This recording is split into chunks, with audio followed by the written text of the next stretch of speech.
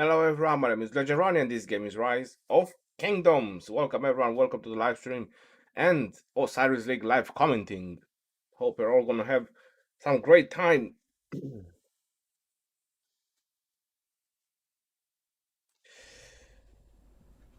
And good morning. Yes, someone is very right about that.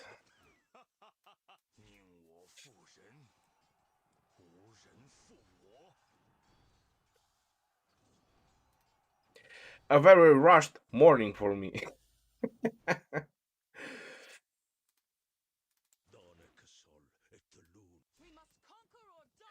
I'm just finishing in a couple of moments with my alt. I'll get on my main and we get things going.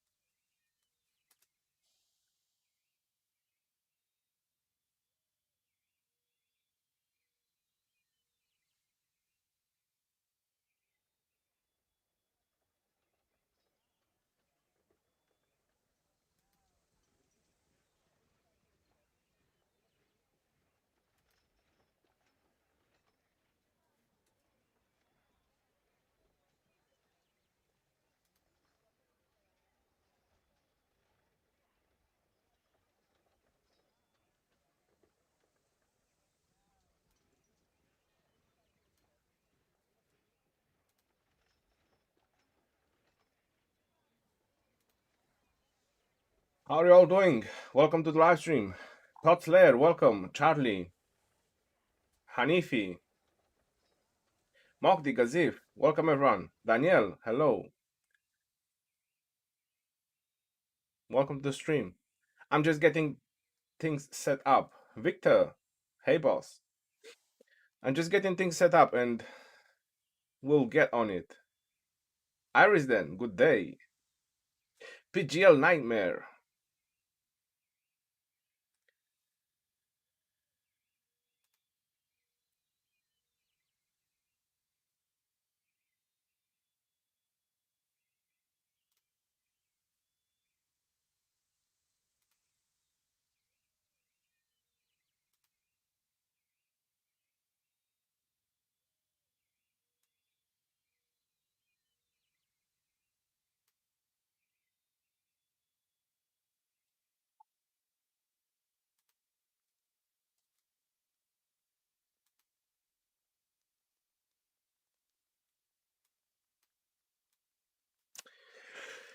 I have no freaking idea why this is not working.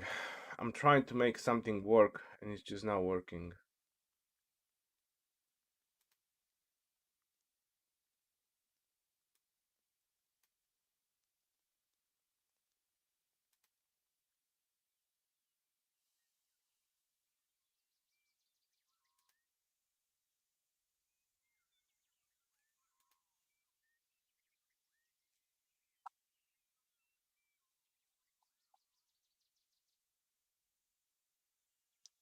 It's a streaming bot that's supposed to post things on the chat, on the live chat. And it's on, it's even working right now. I mean, at least it shows here that it's working.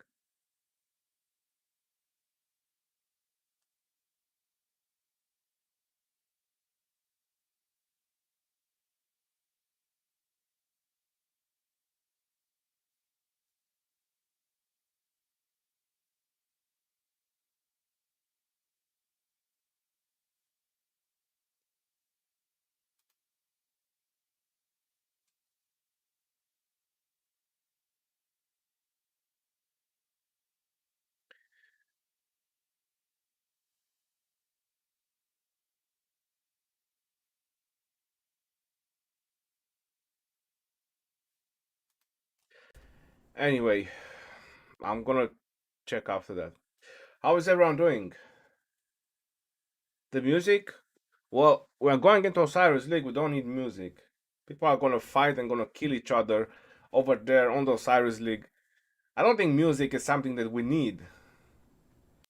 But what I can turn on is the music from the game.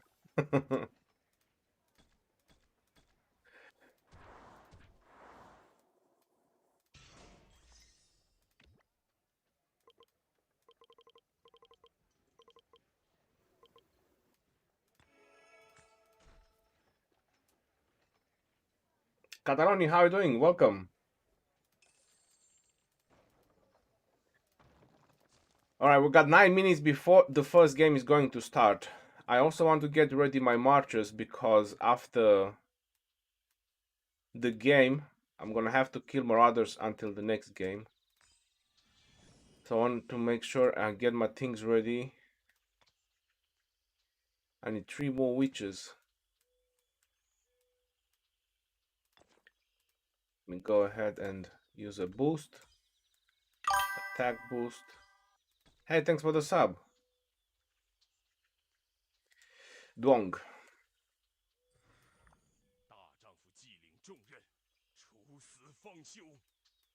Well, this one worked okay. Yeah. We can get her out again. Leonidas is 40. I can replace Leonidas. Let me see who can I put. Something with healing. With Boudica. Pelagius? I could do Pelagius. They usually don't die. I got nobody else to to level up anymore, if you can imagine that. Victor, thank you very much for your donation. Fine, how are you, bro? Catalonia, I'm alright. I'll be honest, I kinda just woke up. Cedric, thank you very much for the sub. This freaking pot is still not working. Man, I'm getting so pissed off. When you do everything they say over there and it's still not working.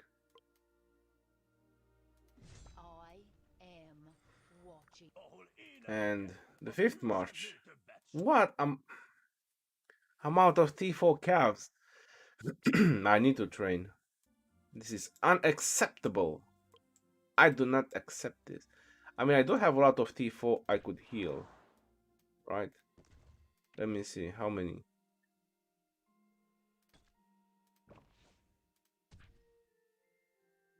I don't know. I still got about 30,000.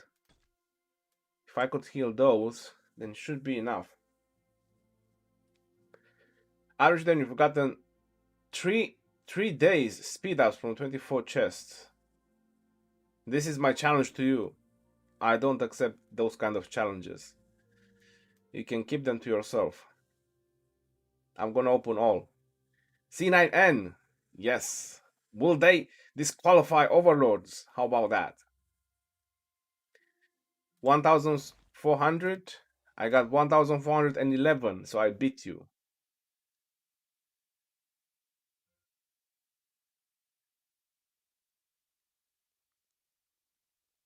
When 1 AVG and C9N will start?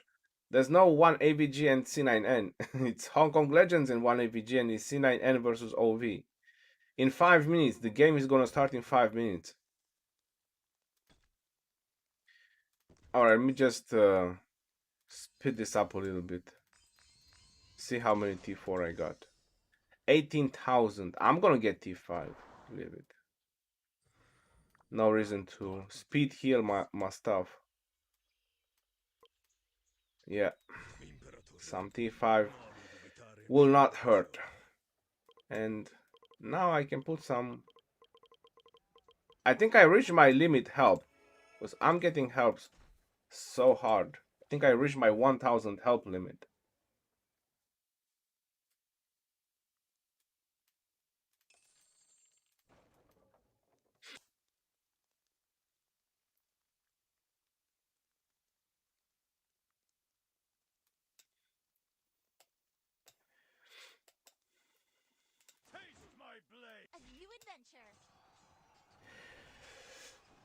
I'm at max action points. I'm just gonna try to spend a little bit of action points before the game starts.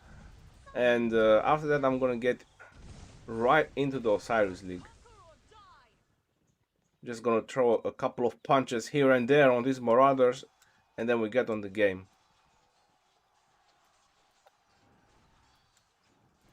Scout? No, investigate. We are not scouting, we are investigating. How is your weekend, everyone? How was your weekend? How are you all doing? Heroic Anthem is coming. Should we do Marauders hard or use action points on KVK? Marauders is never wrong. This is all I can say. You're never wrong with Marauders. You get quite a decent amount of speed ups. Those barbarians in the Heroic Anthem, they give very awesome rewards, but like I would still recommend doing some Marauders. You're helping your kingdom and you're getting a lot of rewards. But I would definitely save the majority of the action points for those barbarians, because I think it's gonna be a game changer. Those barbarians for free-to-play low spenders. It would most likely help a lot.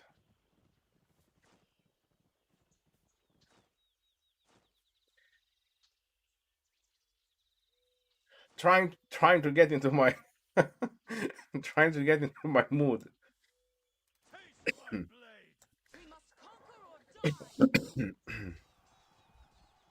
I just woke up like 40 minutes ago. I was online the entire night killing Marauders. I just played the movie and then I played another movie, and I would keep killing Marauders all the time. Oh damn. No, what have I done? So I'm losing the free barbarian and I'm losing the Marauder as well. Bro, I need to wake the F up. And I lost it. Of course I lost it. Alright. Need to wake up, yo. Ronnie, leader of Mafia. Well, I wish.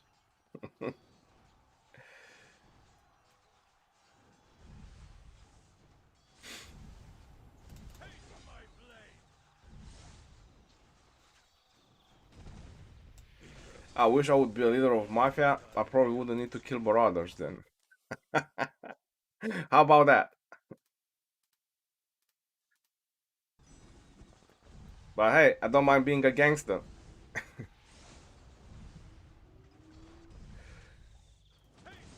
Alright, so I'm out of action points. I'm just gonna park my troops here next to a Marauder. And ladies and gentlemen, the Osiris League live commenting is about to start. The craziness of the most crazy games that we didn't have or we are expecting to have so far. They are about to start. If you want to know what I bet on, this is what I bet on. 150 on Rose, 150 on Rays, 1000 on C9N, 500 on League, and 1000 on 411S. That's where my bets are. I didn't went all in because I just don't trust any of the bets, to be honest. Overlords, they always came back and they always have a chance to come back. They are a very strong team. They always got way further than many other teams. So just because they lost a game, they lost the previous Osiris League as well. In the group of 32 in the groups, they lost a game and then they got to round of 16 and got to Osiris Invitational. That's top 4. So they can easily come back. Plus, C9N kind of struggle with League to kind of say that, yeah, 100% they will beat Overlords. Nah. But it's definitely going to be a crazy game, or it's definitely going to be the most crazy game. C9N versus Overlords. Right now at 30 UTC, this is going to be the game, ladies and gentlemen, and I hope you are prepared. And it looks like C9N is leaderless. Holy moly, scrappy holy. They don't have a leader. Although, my apologies, the leader is porting in. Sendu. He's just not rushing. You know, he's taking his time. And then it's my dream. My dream? Really? How do you know my dream? on the right side, looking strong.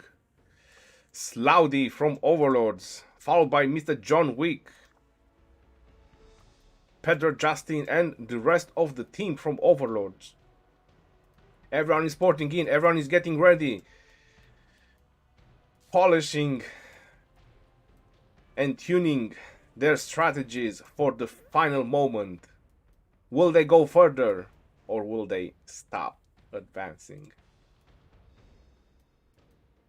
Which team you guys think is going to win? Let me know in the chat. Spider-Man. Let's see who's going to be zeroed. Oh no, we made the same bets. We're going to lose 100%. Iris then, yes, we're going to lose everything.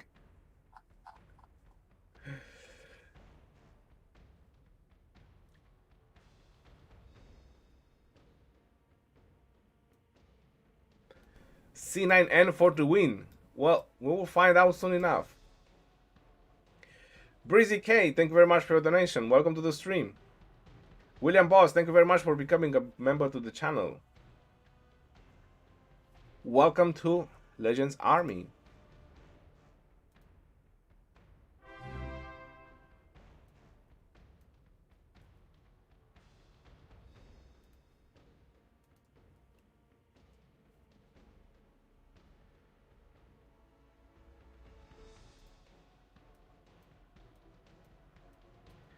Buckle up, everyone. 25 seconds. The gates are gonna go down. The tier 1 is going to burst out of the gates. We're gonna see the obelisk capture, some super fast obelisk capture.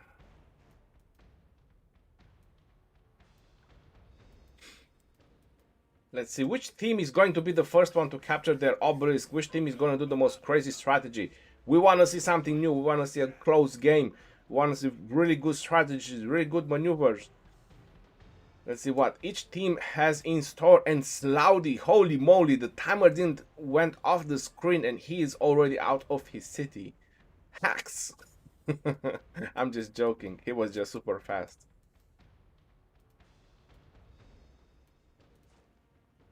Sandu as well. Super fast out of the gate. Not a very good path for him. He needs to go to the outpost and then he can go to the obelisk. Let's see on the right side. Is it a little bit more favored? It's not. So it's pretty much the same. They both have to go to the outpost and after that they have to go to the obelisk. What is happening on the left side? Same thing. They're going to the outpost. So no luck for both teams. Oh, this looks pretty cool. This is a very nice route to get fast to the obelisk and keep benefiting from hasty departure. First outpost has been captured. Let's see, do they have the same luck on this side? Well, there is a route. Yes, there you go. And the C9N god is taking that route. Yeah, there you go. Hasty departure, going from tile to tile. 30 players versus 30 players right now. He's moving much faster because each time he leaves a caravan, he's getting hasty departures, which is 60% march speed for 10 seconds. So that makes him move super fast from a caravan to another caravan. But I think he kind of took a detour.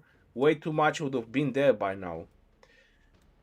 So those two caravans I would have skipped. The level 3 and the level 1 that he just took. That was too much. It was quite a big detour. He should have just go to this level 1 and then go to this level 1 and then go to the obelisk. He would have gone there much faster. You see, there is a 47 seconds gap. He could have closed up that gap. Well, that's alright. I mean, it's not a huge deal. Genghis Khan. That's an interesting choice to rally with. Was that Genghis and William? Probably. Nothing very crazy so far. Both teams starting on an equal game. Half and a half. 3 outposts, 2 obelisks, 3 outposts and 2 obelisks. from both teams. Let's see on the timer. Pretty equal on the timer. Looking very solid on both sides. Now the question is, which team wants to play aggressive? Because this is what we like. We like to see action right off the bat. Which team is going to do that? Is it going to be C9N, which apparently they already disbanded their rally and they are going to protect their sky altars? That's a very interesting move. They don't want to play aggressive. What's happening on this side is looks like Overlords, they are already advancing for the desert altar. I have a feeling that Overlords might be the one that will play aggressive on this game. We're about to see that in just a couple of moments. Hey everyone and welcome to the stream. I hope you guys enjoyed the live commenting. The action is about to start in any moment. C9N is heavily mobilizing for this desert altar. That one march from Overlords, I'm not sure what can it do. Couple more marches from Overlords, I see tier 4. Buildings are getting secured. I don't think an aggressive move will work from Overlords, but we will see. Even Infantry has already reached there, so they are already starting to fight. This is very interesting. Overlords is going very aggressive on this, ladies and gentlemen. We're gonna see our first action in this match. They are not saving troops for the middle fight. They are going straight for the battle. That's 8 minutes until the arc is going to spawn, less than 8 minutes. And looks like they want to fight already. They are into this. Let's see what is happening. Just a quick peek what is happening on the south. The way I see, Overlord is preparing for an assault on this part as well. Very, very interesting move. Let's see how is the offensive going on this side. Whoa, on the north side, Overlord, they managed to take the Shrine of Life. They went in before they did, but unfortunately it's just a march over there, so he won't be able to do much. On this side, C9N, they went inside. And looks like Overlord marchers, they are kind of getting demolished. Because there wasn't too many of them. And whichever marchers are coming in, I think they're getting demolished. I'm not sure if they are playing the strategy they wanted to play. Because right now, C9N is all over this. And, oh my god, on those Williams. I'm not sure if you guys hearing William like I do, but he's so freaking loud. Right, so what is happening over here so far is overall just throwing a couple of marches at C9N. That's all I can say what just happened over here so far. They used Divine Aid because they definitely need it. And yes, there was just 2 marches here which got demolished. Kind of a minus point for Overlords, and look at that, 2 more marches just going in against 20 marches from Overlords. I just don't understand why. And again, another couple more marches and Saladin. I would really want to understand the point of descending march by march. I mean, you're in the round of 16, you're not really playing your first games, you know, Osiris League, right? You just don't just send 1 by 1 marchers. I'm just saying, you know, because they say they're just going 1 by 1, so they're just getting demolished. Look at that, 1 got demolished, and now they're targeting another one. Another one will get demolished.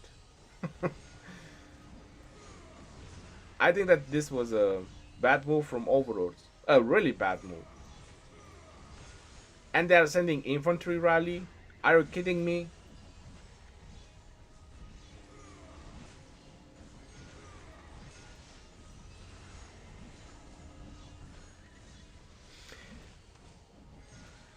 Constantine and John of Arc from Saladin, super strong.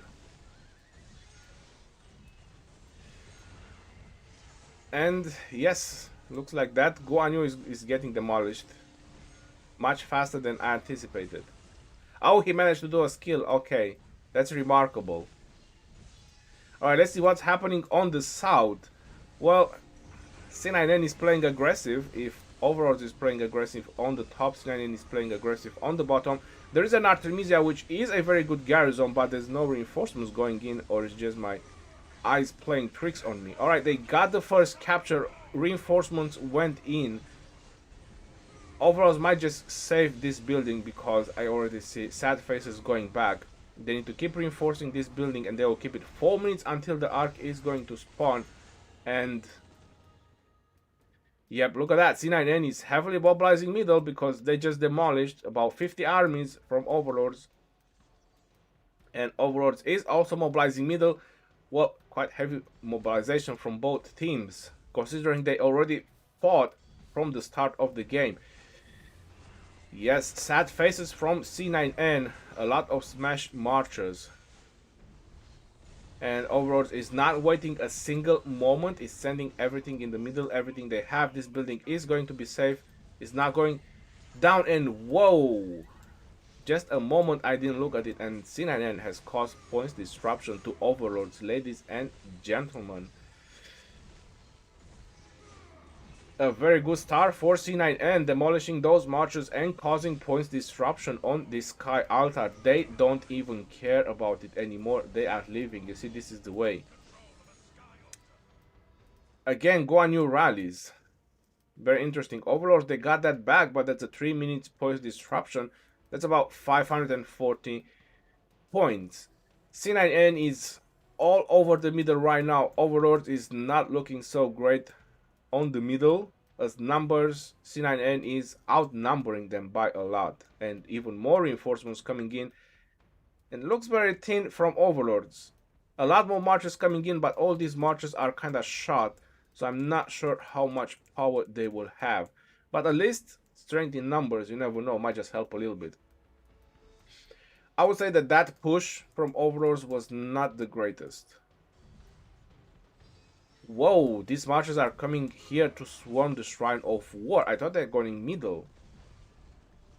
Do some backdoor job type of thing, but no, they're just going to swarm this building. But all these marches are kind of shot. That was kind of a waste of travel time. If you want to ask me, I would just probably try to defend that building rather than coming down here just to get my marches smashed. Well, this is what it is. Maybe part of the strategy. You never know. Buffs have been used in the middle and looks like Overlords is going in. They don't want to wait any more moments and they are going in, ladies and gentlemen. 1 minute and 30 seconds until the arc is going to spawn. And looks like C9N is backing down. That is a very interesting move. Why would they back down? Because the arc is going to spawn in 1 minute and 20 seconds. They are probably waiting for the... Whoa! Look at the reinforcements from C9N. That's what they are waiting for. But that's not a good idea because it's already a very far travel time. 1 minute and 10 seconds until this arc is going to spawn. They should have fought and let the reinforcements go in.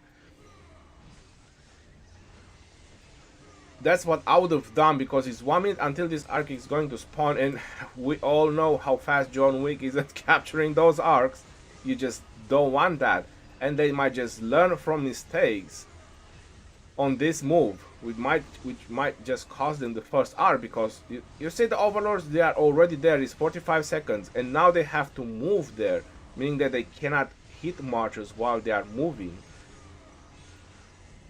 Let's see if this was a good move from C9N or it was a good move from Overlords, but I still say that they should have started fighting, and they are going in the back and hitting the back marchers, the one that are supposed to start carrying the arc, but that's a couple of them already, so how can you select all of them? Alright, a double C is going down. War drums have been used from Saladin as well, and there is fights everywhere. I mean, just come on.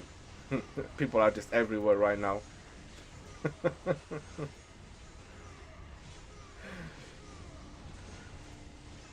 Who is going to capture the first arc is neutral right now. I can't really tell who is capturing it, but the first one that is going to capture is going to make the difference. And Overlords, they have captured the arc. It doesn't show, but I can see it on the red on the left up corner that they have captured the arc. And that was Hatter from Overlord, and he dropped it. But he moved it a little bit. A tad bit. He just moved it a tad bit. C9N right now is leading by 340 points. But this arc is looking a little bit in favor of Overlords right now. I see a lot of sad faces from C9N, and the amount of animation that is happening over there in just a small place is crazy. And looks like Overlords, they have picked up the arc again, and I'm not sure if they're moving or they just dropped it, or the player didn't realize he picked it up. Yes, he's just standing. He's not moving. Bruh. Or am I lagging? I might be lagging.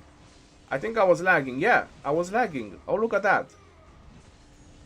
Whoa, alright, so Overlords kind of got the first arc. Like I said, ladies and gentlemen, Overlords, they know their way back.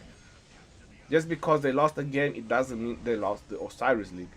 And John Wick has captured the arc.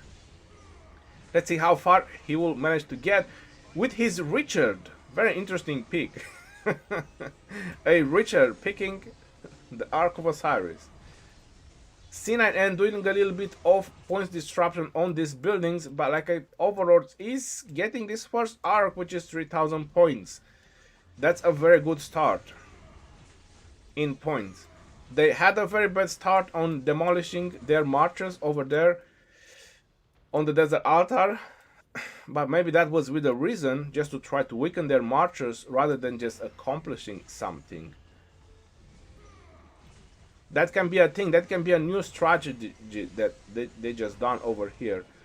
And by weakening those marchers, all those infantry marchers, now sending fresh marchers in the middle, just got them the first arc. And you're noticing marchers already going back because they know that this arc is a done deal. C9N is also not sending marchers anymore because it's not worth it. This arc is won.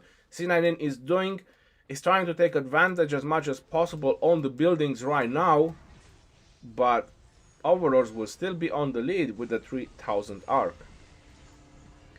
Majid, how are you doing? Blocker, welcome everyone, welcome to the live stream.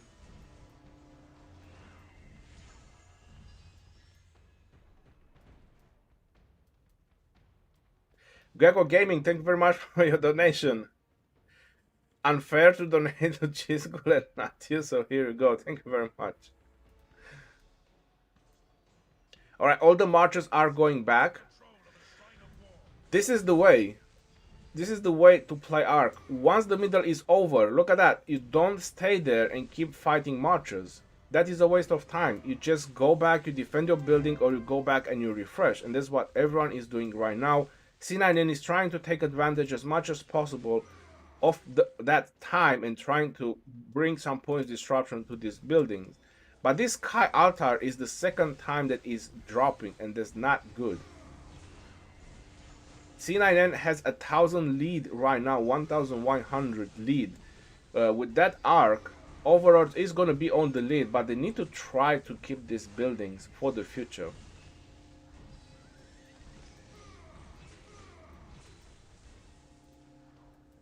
Rally is going in for the Sky Altar. Look at that, this Shrine of Life, there's nobody over there. Whoa, crazy daddy, this is Zenobia. And Overlords is doing quite a massive push on this desert altar. They are not even waiting for the rally. Holy moly, scrapioli. They're just going in. Full force head on. This is what you want to see. This is the action right here, ladies and gentlemen. Overlords smashing this desert altar. That Theodora looks very strong considering the amount of marches that we have over here. I believe that some Overlords marches are hitting the building, which in one way is bad, and some are not, and some are just trying to clear the other marches around it. I'm not sure what was the logic in this. Probably they just want to demolish their marchers so they can go refresh or teleport. This is what I'm trying to understand from this. If they manage to take down that building, that would be amazing. Because right now C9N is focusing on keeping this Sky Altar, which they managed to capture it and probably generated about 20 points or something like that. More action going down on the south side. C9N is doing a heavy push on this desert altar, and that Artemisia is not looking great. What just happened? Did C9N just capture the Ark? Oh my god, yes they did. Fanster from C9N just captured the Ark. That was a very interesting move, but this desert altar is in grave danger. They need to put marches in. Otherwise, this is not going to hold. Alright, Doctor Strange has captured the Ark. That's very strange, but still, Doctor Strange. Rally going on the Shrine of War, and this Artemisia is hanging on a thread right now. Even infantry, if you put in, just don't lose the building. At this point, when there's just a couple of marches, there was a couple more marches coming in. Yikes, more points disruption on both buildings. I don't think that Ark is gonna mean so much for Overlords. We will see that at the end. Looks like C9N is doing amazing on taking down these buildings. And there is already an Artemisia in Garrison. Very, very good moves from C9N so far. And thank you for the sub, whoever that was.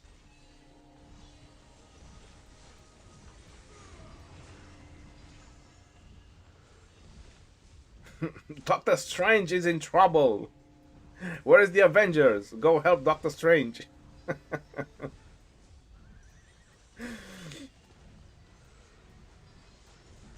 Nice play from both teams. You see, OV focused on the middle for the Ark, which is 3000 points, the first Ark. They got it, but it cost them a lot on the buildings. So they are capturing that Ark, but they're not going to be so much ahead of C9N. This is what I like to see. I would like to see teams that are taking opportunities, right? So Overlords, they took the first Ark, but C9N, they didn't wait a single moment. They put pressure on the buildings and they caused points disruption, making that Ark not to value so much. What is happening here on the top? All those marchers that have been dedicated for this desert altar. Yep, looks like they all got demolished. And look at that. They have 2 Theodoras in Garrison. What? People are going out of the desert altar to refresh, and there's almost nobody in the desert altar right now. Is Saladin gonna take points disruption with a Saladin? No, someone went in. That would have been the most craziest mistake ever. So they took out their garrison to refresh their march, and there was almost nobody in that desert altar. Are you freaking kidding me? I want to see some points disruption from Overlords, and whoa! Overlords took all 3 outposts. That's a very nice point disruption. They took the obelisk as well. People cannot teleport. If you take the obelisk at a key amount of time, players from C9N cannot teleport. They need another 3 minutes. Even if they have teleport, so they need to wait. So that's not a bad move. But still, Overlords has the Ark and is not delivering it. Oh boy, will they want to save it until it's in their favor, until the game turns in their favor? Very possible, because they can hold it for 11 minutes and a half, and I believe that this is what they want to do. That is exactly what JWM done on their game, but they are keep losing the buildings. Wow, this Sky Altar just went down for the 3rd time with a lot of Overlords marches around it. That's not a good move. That's really not a good move. Honestly, I wouldn't keep that Ark any longer. If they keep losing the buildings, it's nowhere near in their benefit to keep holding it. They need to deliver it, and they need to just focus on the Ark. They finally took back their building, and C9N is again all over it. A lot of marches over here keep putting pressure. If they don't put pressure, all they do, they will just defend. And right now it's not looking great. They delivered the Ark, and look at that, the score is even. So that 3000 Ark, and it's even score. They need to get this building, they need to get this situation under control. There were only 2 marches in there. That's really sad. What is happening over here? Overlord is putting a little bit of pressure on the Sky Altar, but C9N is all over on defending this building. Rally's going out with a Chandra Gupta on the Shrine of Life, which is barely being captured by Overlords, and there is no march around it. There is an El Cid. I'm not sure if he was supposed to return. He's probably not paying attention. What is happening to this building, to this desert altar? Look at that. C9N is trying to keep that desert altar as much as possible because that just points disruption. Every time they took the building, you see they put every march they have available inside to try to keep it for as long as possible. The more they keep it, the less points overlords are generating. Very, very tight game, ladies and gentlemen. C9N is leading and Overlords took the first arc, and C9N is still leading because they put so much pressure on the buildings.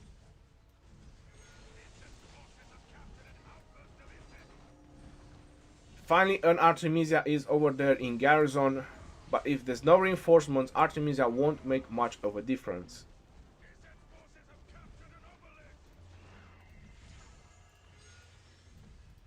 Oh, there you go. Professor Hatter is back in business. Alright, so he is one of the reinforcement persons.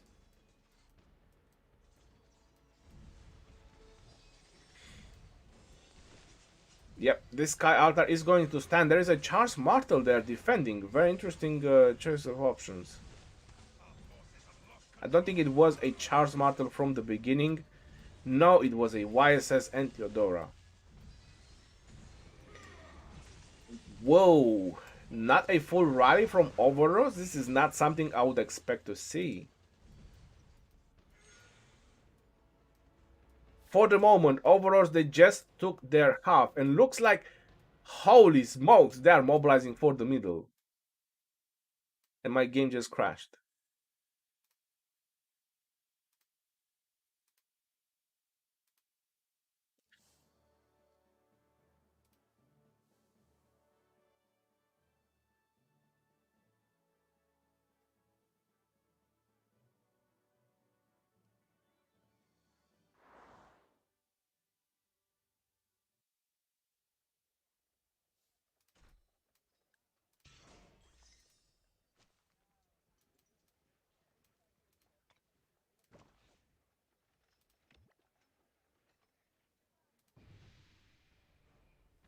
$14,200 versus 13,500. Ladies and gentlemen, C9N is leading with 800 points right now. Looks like they're both teams are heavily mobilizing on the middle. C9N is also heavily mobilizing in the middle. This is looking crazy. The battle for the middle has started. I was about to say the Middle Earth. They don't care about the buildings anymore. Both teams are heavily going into the middle.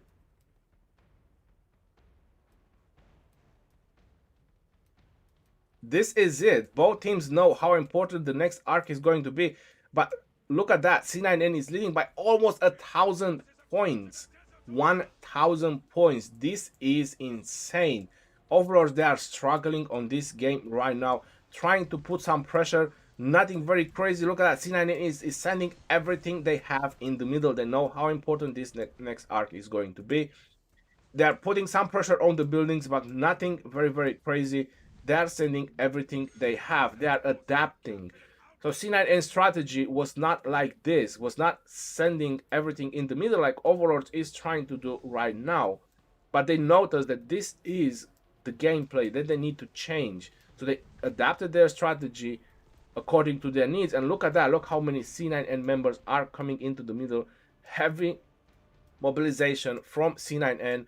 Overlords is not looking so heavy mobilized, but more and more people are coming in. 3 minutes until the arc is going to spawn. C9N, they might do the same mistake they done last time, and that was waiting. They have the number advantage right now. If it would be me, I would just start pushing and start demolishing, because that's a very small group right there. As you can see, C9N, they have the numbers, they have the upper hand. Why don't just go ahead and profit from that?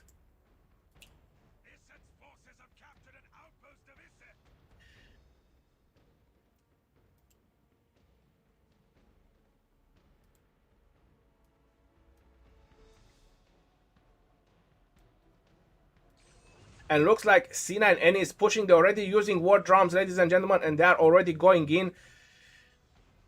The battle for the Ark has started. This is going to be the main action that it is right now. They are going straight for an Artemisia from John Wick. They just don't want to wait any more longer. They don't want to leave any marches from John Wick. They took down the AoE. If I would have been John Wick, I would have tried to drag down that march, or, well, maybe not such a good idea, but still I would have tried to do something with it. I see a lot of Genghis Khan from C9N. Saladin used to the death. Holy moly, scrappy-oly. That was a very bold move. Overalls, they want this Ark with any price. They want to pay any price available for this Ark. Using to the death. 28 minutes left into the game. There can be another Ark, and they are already using to the death on this Ark. That was an insane move from Overlords. I was not expecting that. That is a unique skill. That is something that you use just one time in the Ark. You want to make sure when you want to use it, because it's a very crucial moment when you use it. You need to make sure that you will profit the most out of it, and they already used it. I'm not sure if C9N they have to do that, but you see the effect.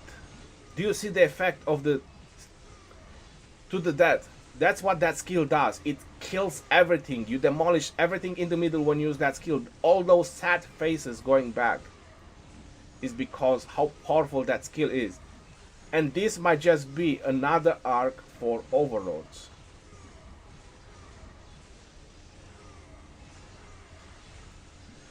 Very, very nice move from Overlords so far. Even that I didn't like the beginning on how they demolished their marches. But this was a very nice move for securing a second Ark.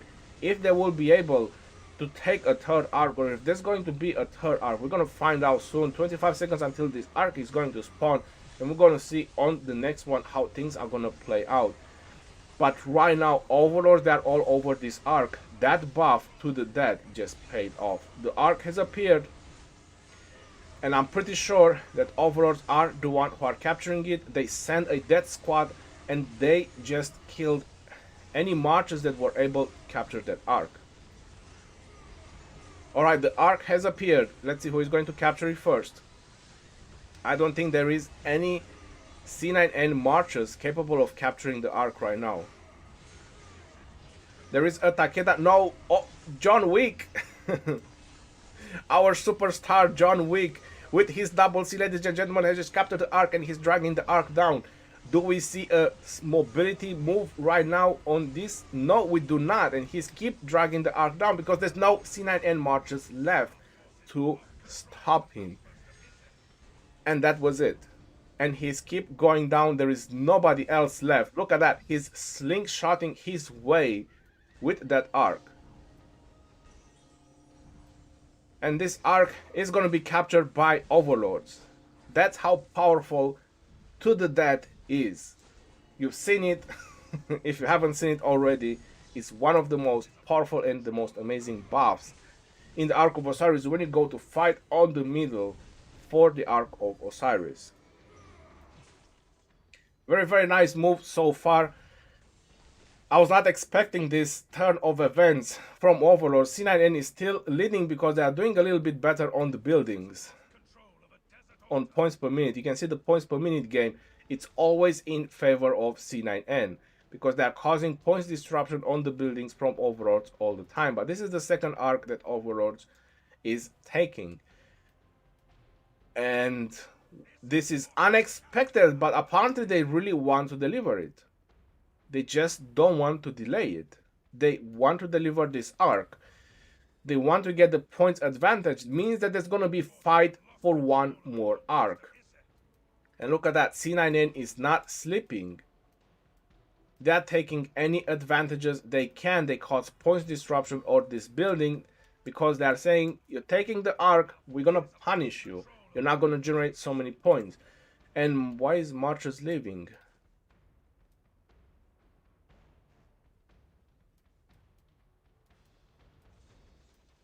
Oh, I thought those guys are going to swarm that building, but they didn't.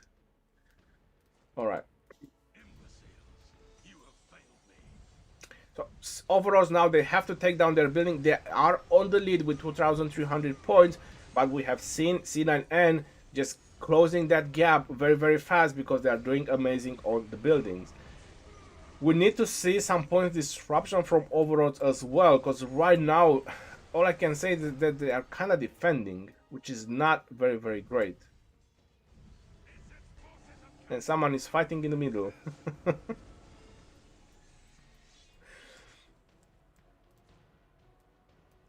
Peanut Bunny.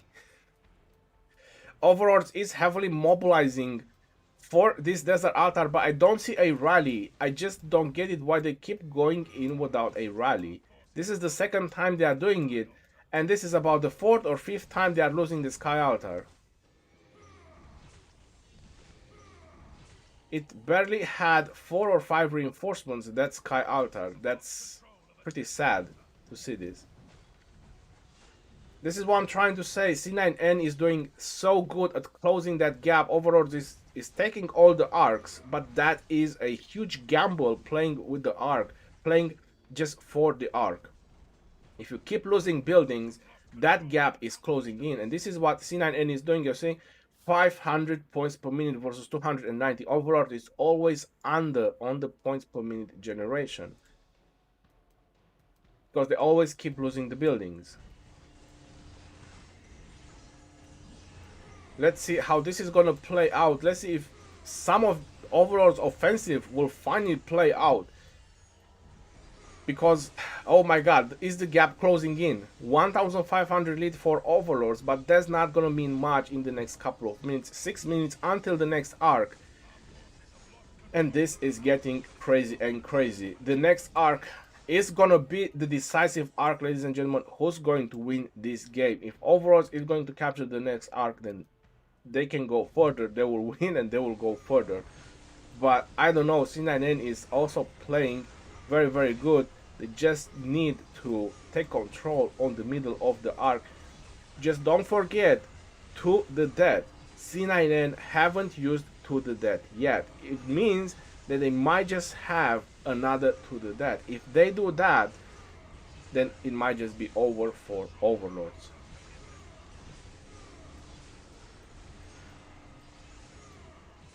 The next move that C9N will do on the next arc is going to be the decisive move. C9N get this arc or they lost. That's very true. That's very, very true. And I like how they are playing with the defense, right? So they are taking a building, but they always have a garrison march to put there as a garrison. You see how much Overlords are struggling to get back a building that only has 1.5 million troops. They are putting proper garrisons in there, trying to cause as much damage as possible. All these weak marches or any weak marches that are left, they know they're gonna go back and refresh. Just going back and forth and keep refreshing, that's a lot of travel time that you spend. They also had to rally, so again, that's a lot of wasted time. You're noticing how the gap is closing. Is just 1,000 lead for Overlords right now, and the gap is getting closer and closer. They even lost an obelisk. Probably because there was nothing in it. The Shrine of War seems to be in danger, but nothing very crazy. So the offensive on the desert altar failed for about third or fourth time. C9N is doing amazing on defending these buildings, and they are mobilizing for the middle. They know that this is going to be it. 4 minutes until the arc is going to spawn, ladies and gentlemen, and this is going to be it. This is going to be the final moment of this game. If C9N has to the death, I could almost say RIP Overlords.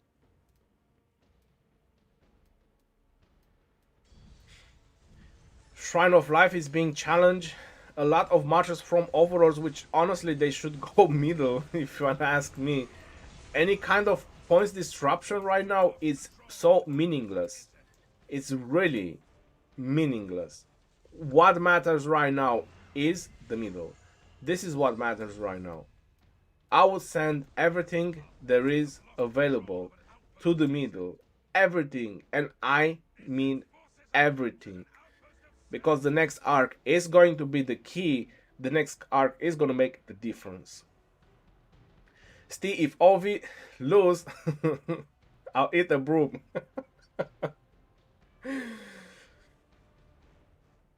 Todd Slayer, go C9N and Rose. I'm winning the bets today. Only Ray's losing. Is Rose winning? You're kidding me.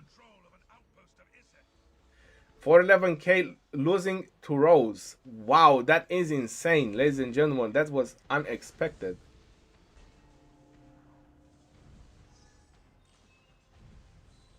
I did bet on Rose, but only like 150 points. That is crazy news. Alright, so my dream has already used attack and defense on their marches, and they're already going in 2 minutes and 20 seconds until this arc is going to spawn, ladies and gentlemen. And C9N is already playing aggressive. They're already going in. They understood how the game need to be played. And now Overlords, they are short-handed in marches. That's exactly what they needed to do on the first 2 arcs as well. You need to play aggressive from the beginning. And this is what C9N is doing right now. And Overlords, they are so outnumbered. I'm not sure where is their marches, because they need to send more marches in the middle. Saladin is barely using the mystical formation. Defensive, and they need to use attack as well. If they have it.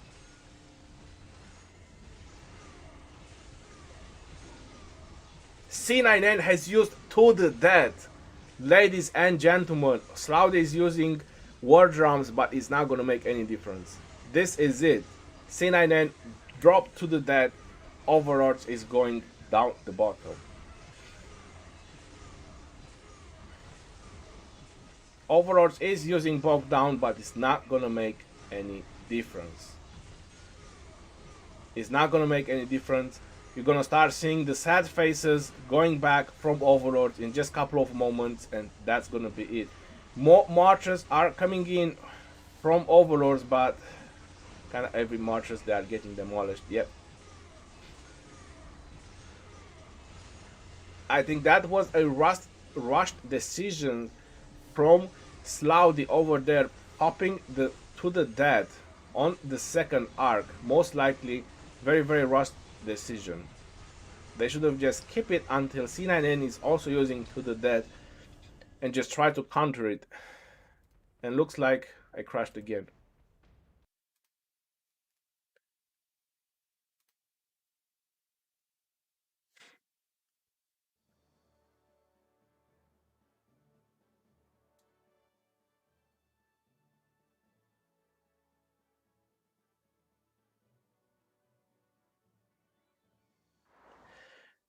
I probably need to reinstall BlueStacks.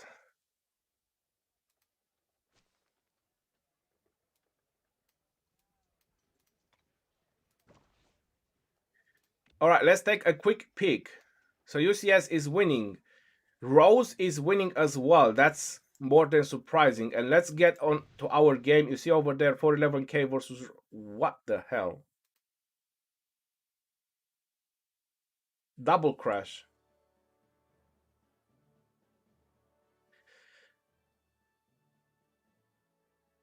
Alright, let's just leave BlueStack for a moment.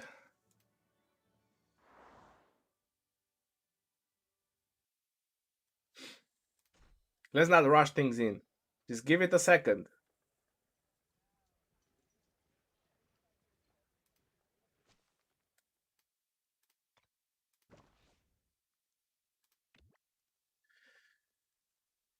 Right. Yeah, Rose is winning by a mile. Let's go in on our game C9N. And what is happening? Looks like nobody has the arc right now. But it looks like C9N is all over the arc right now. There's a heavy presence from Overlords as well. Unexpected, but a heavy presence from Overlords. A lot of them are going back, but C9N is capturing the arc and is dragging the arc further down. A lot of marches from Overlords are coming in right now, but they need a lot more presence. Look at the sad face train going back from Overlords right now. All those marches is not looking great. Overlord is trying to slow down this arc as much as possible, trying to buy time as much as possible for more marches from Overlords to come in, and this is what is happening. More and more reinforcements from Overlord is going in, and looks like, wow, a member from Overlord, he captured the arc and is delaying more and more time. But look at the sad faces, all these weak marches are getting demolished. The motherboard from C9N is super heavy right now. I would say that it's kind of over for Overlords as it looks right now. The lead is in their favor by 2,400, but not for a very long time. This third arc cost 4,000 points. More Overlords marches are coming in, trying to slow down that arc, but they just need more marches. They need more and more marches to come in. Everything should have been in the middle, or everything should be in the middle. This next arc is gonna make the difference. 30 minutes left into the game. Overlord is leading by 2,600 points. C9N is all over that arc right now. A lot of marches coming in from Overlords, but a lot of sad faces going back, and look at that. The problem is Overlords doesn't have any speed skill. If they would have the speed skill, this would be the perfect moment to use it, but you see the amount of demolished marches going back from Overlord. C9N has captured the arc. The arc is not very far. With the right amount of fighting force, Overlords can turn this into their favor. C9N has lost control of the arc, but again you see the amount of demolished marches from Overlords, because the motherboard right now is so big from C9N. Even if the marches from C9N, they just look so low on health. John Wick has captured the arc. He's probably going to try to drag it as far as possible. Wow, I'm impressed on how fast and how good Overlord is at capturing the arc. Look at that. Overlords right now is dragging the arc on their favor, and C9N just used that buff to the death. That should give you a guarantee arc, and the arc is right now is in the middle. I think a lot of C9N members are crashing, like me. You saw how many people just stood there, done nothing. All those players crashed. Most likely they are playing on BlueStacks too.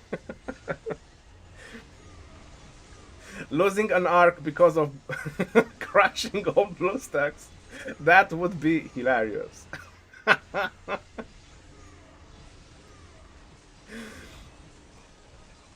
Yes, Overlords is dragging the arc in their favor. This is insane. This is literally insane. And they are getting more and more reinforcements right now. C9N has captured the arc, but I'm not sure if for a very long time. You see the sad faces going back from C9N. That is because the motherboard from Overlord is starting to become bigger and bigger, and they are starting to get the advantage. More players coming in from C9N as well. This is going to be crazy if this arc is going to be delivered. 10 minutes left of this game. Overlord's leading with 3,000 points. It's all hands on deck, ladies and gentlemen. Everything is going into the middle. Everything is right here. Everything is pouring in on this arc right now. It's literally life and death for Overlords. And looks like C9N has managed to drag that arc pretty far away. That Saladin has gone further than it was supposed to. Nobody was selecting him from the left side corner. You just select him and you kill him. Overlords, they have plenty of marches over there. They could have done it. And they lost such a big amount of territory arc-wise. 10 minutes and Overlords has captured it. Will they manage to drag it very far away? Sam apparently with his Saladin, but it doesn't manage to go very far yet. He just lost it. C9N has used the bog down. The bog down doesn't just reduce the march speed, it also reduces the defense. So that's a very nice move when you want to kill some marchers faster. You also slow them down and you reduce their defense. Early fight to the death. Rip my coins. 3k difference. Yes, it's a 2.5k difference right now, which is in favor of Overlords.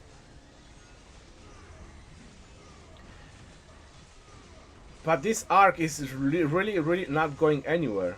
I'm not sure if you're noticing, if you look at the map right now, no buildings are being lit. There is no buildings. Everything is being captured. Nobody cares about those buildings anymore.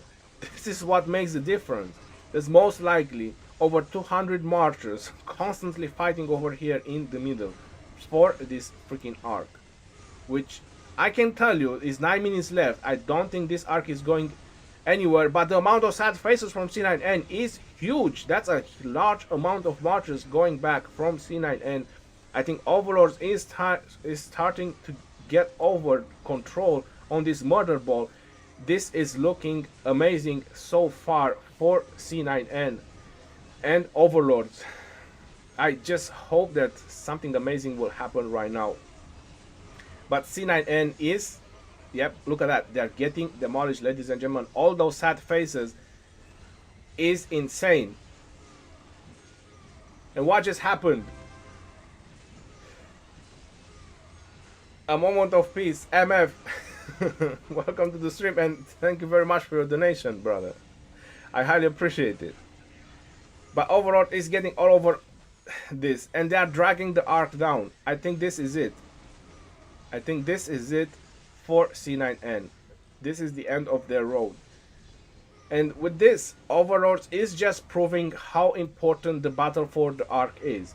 They lost on buildings, big time. Overlord lost on building, super big time. But they are doing amazing with the arc. They are dragging the arc and they have the points advantage.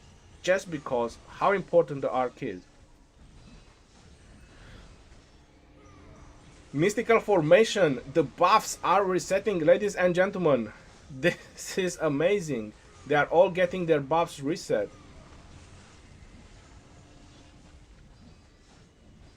Hold on, I'm lagging. The arc is somewhere down here. I'm 100% lagging again. The arc is not there. Everyone is fighting here. I think it's Anthem who has the arc. Most likely. If they're all fighting on this side, most likely the arc is on this side, ladies and gentlemen. It was Hunter who had control over the arc. Yes, it's over here.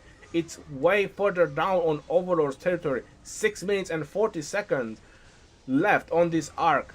Overlords is leading by 3,000 points. C9N is fighting for their lives. This is it. If Overlords is going to take this arc, it's going to be over. C9N, they're going to be disqualified, and Overlords is going to go into the semifinals. They have a movement speed buff. They are finally using it.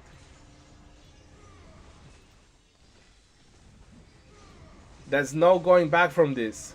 GG to Overlords. GG. Like I said, they played very bad on the buildings. Like defending and offensive on the buildings. But they done an amazing job on the arc. And apparently this guy was not even going on that direction. Was going on this direction. Man, the lag is real. Yep, this is going to be it. I think that fella might just go down, because it looks like nobody is taking down that Saladin. It's just one Saladin stopping him. It's just one. He's down. No, it's another Saladin, but he should get a... No, he didn't get out of combat. Anyway, it's almost at the outpost. This is gonna be it. This is gonna be it for C9N. 3,000 lead. Wow. The arc just got demolished. Fast capture. Get into the outpost. Make sure you get into the outpost with the next march, whoever is going to. Antun has captured the arc and he's going into the outpost. Will he? 3,000? Come on, this is the moment. Get into the outpost. Is the outpost full? I mean, I'm losing points. But still. What? The outpost is full. It's most likely the outpost is full. This arc is 4,000 points. It's gonna put Overlords on the lead of 7,000 points once this arc is going to be delivered. It's still not delivering the arc. There's 4 minutes left of the game. I'm pretty sure the outpost is full and that's why he cannot get in. C9N has successfully occupied the outpost. No, it's not this one. John Wick has captured the Ark. I think it's too many marches around the outpost and they cannot see to enter the... Oh, no! John Wick has entered the outpost. That was it. That was it. John Wick got into the outpost, ladies and gentlemen. GG to Overlords. That was an insane and an amazing game. I did not expect the turn of events from Overlords that just happened in this game. 8,000 lead by Overlords, and this is it. This is a living proof that Arc matters more than the buildings. As bad as Overlords played on the buildings, that's how much the Arc points mattered. Wow.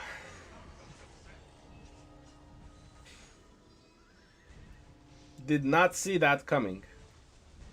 And you're noticing the battle is over or the marchers are going back. There's no reason to stay and just feel battle, even that it's only 2 minutes and 50 seconds left. Every point make a difference. Damn it, ST1 not going to Broom now. I was not expecting Overlords to win. But they did it. And that was an amazing move on the middle. C9N just used to the dead, but like someone mentioned in the chat, I think it was just too soon. Points disruption, look at that, just 4 marches inside. But who cares? Overlords is leading by 8,000 points.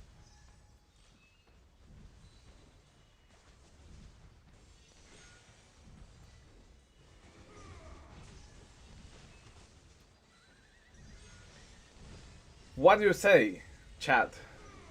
John Wick is insane. Yes. John Wick was insane on this one.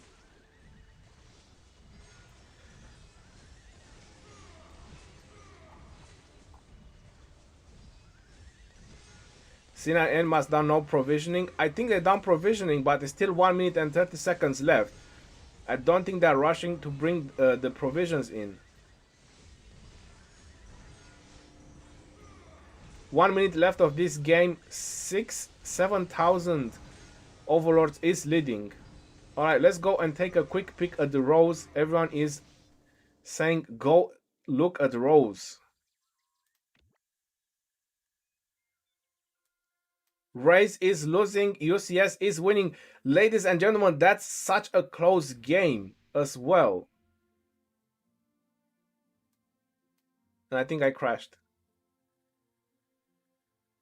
Yeah, I crashed. All right. Be right back.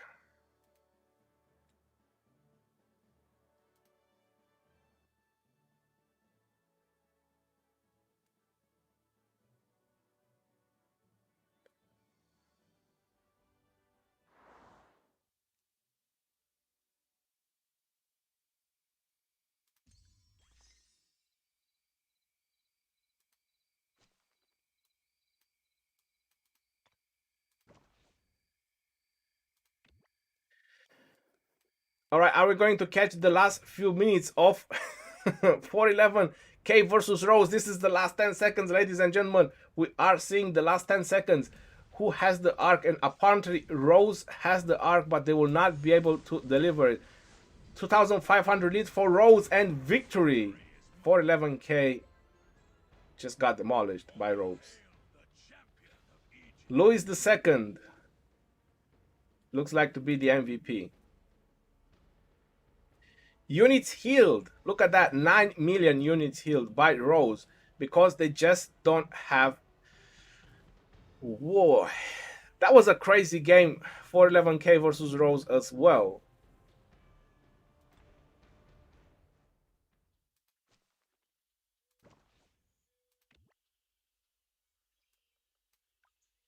Yep, Overlords, they won as well by about 6,000, 7,000 by Overlords. Very, very amazing games this round. Rose beating 411k, that's something you don't expect and you don't see every day. This is what strategy matters so much. 2.8 billion versus 4 billion. Close game. I tend to believe that 411k underestimated Rose. They were expecting to be an easy win on this round of 16. I 100% say this from the bottom of my heart that they underestimated Rose on this fight over here. And then Overlords versus C9N, unexpected play from both teams. Overlords doing so amazing on the arc, but so bad on the buildings. Crazy games. Drop a like on the live stream if you enjoyed. My apologies about the crashes. I'm not sure why, but it's just BlueStack acting very weirdly recently for some reasons.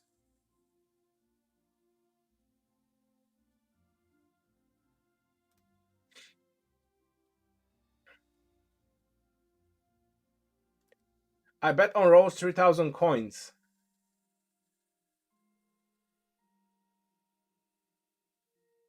Other run results. I can't see the other runs.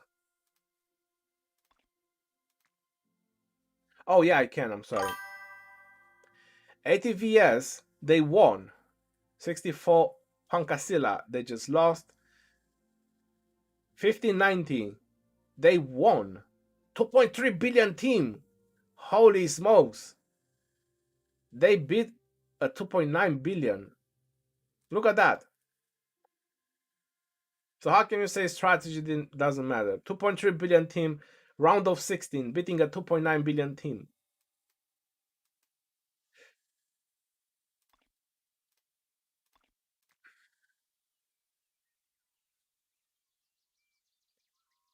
Now the AVG versus Hong Kong Legends. Listen, after seeing this win from Rose, I'm being scared.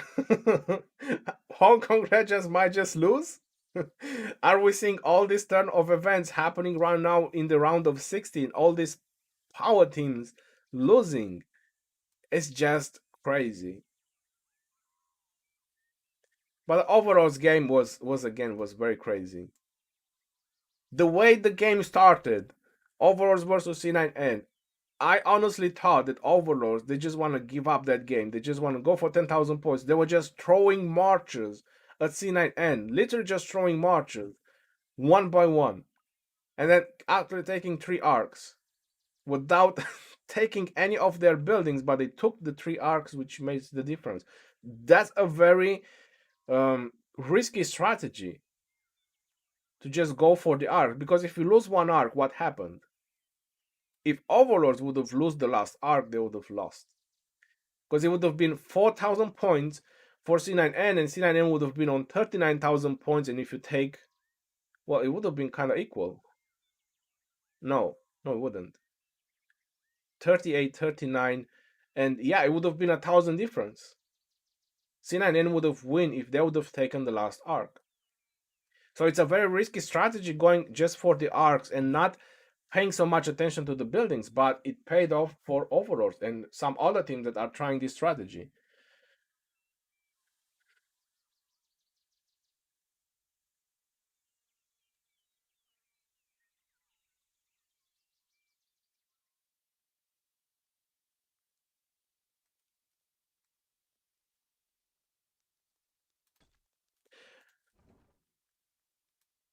All right, let's see if the Aurics are coming in. Oh, I bet 150 coins on Rose. Yeah, bad luck on Rays. Just 150 coins. And I got 2,000 coins back. I lost on C9N.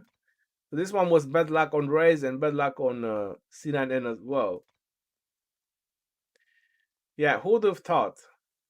Who would have thought to throw in a lot of coins on Rose this round?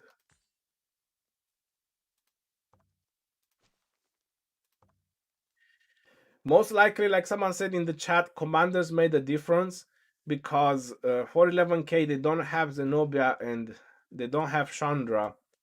That can be a thing as well.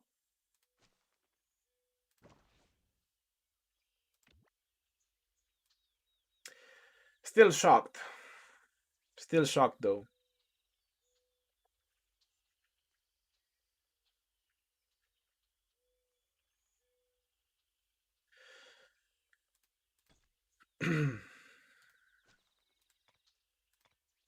Look at that. I'm losing this one, so I lost 500. So far, I'm on plus. Imagine if I would have put just 1,500 coins on rolls. Why? It didn't cross my mind though. It didn't cross my mind. 411k is a very powerful team. I was not expecting this loss. I have 500 on league. Hopefully, I'll get some from there and have 1,000 on 411s.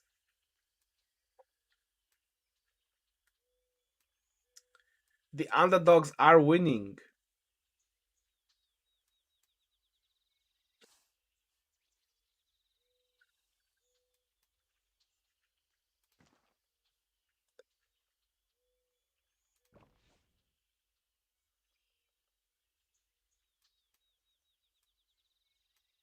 Wow. Just wow. Are you kidding me? Rose versus UCS the next game. So Rose has a chance to get into the semifinals. They are in the quarterfinals with UCS. They definitely have a chance. If they manage to beat 411k, Rose has a chance to beat UCS.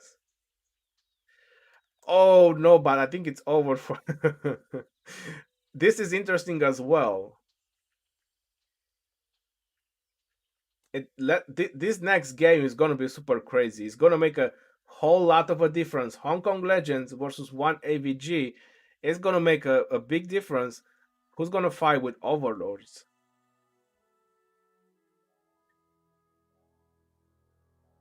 OV versus Hong Kong Legends, end of OV. And then it's gonna be in the semifinals, Hong Kong Legends versus Rose, and then Hong Kong Legends get on the championship with who? With JWM again? It's gonna be JWM and Hong Kong Legends on the final. Is that what we're gonna see again?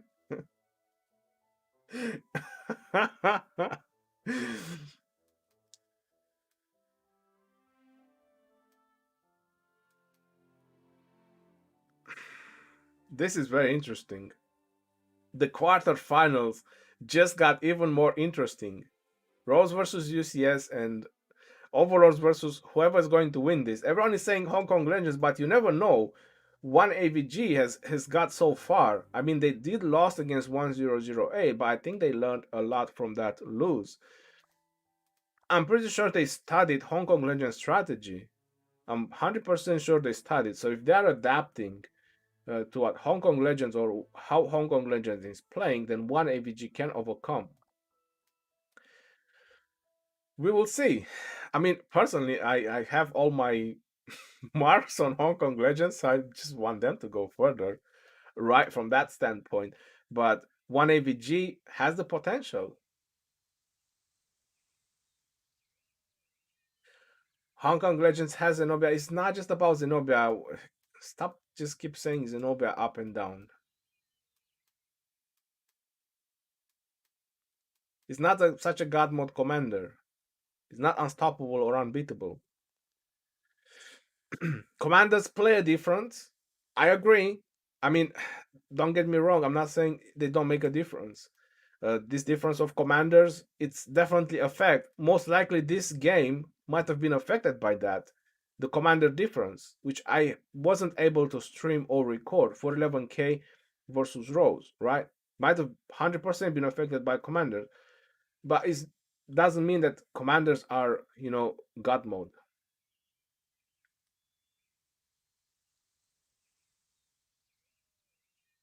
Hong Kong Legends also learning one AVG strategy.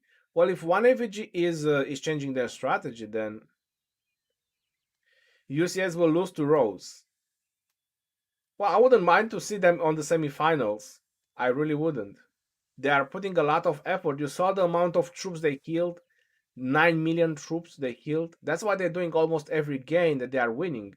So speed up wise, I'm not sure if it pays off for them as much as just with the reputation that they're getting as far as possible on the Osiris League. Rose has three Zenobia Theo Garrisons, pretty strong. Well, if they do have that, then that's very strong. Yes, Zenobia Theodora, that's really strong. We need to see Rose in semifinals. If they get into the semifinals, they're getting to Osiris Invitational. So that's gonna be 100% legendary design for them. If they get over here, that's Osiris Invitational for them.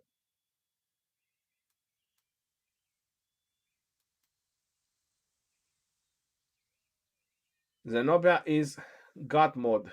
You have seen her report. Do UCS have Zenobia? Of course they do. Of course they have her.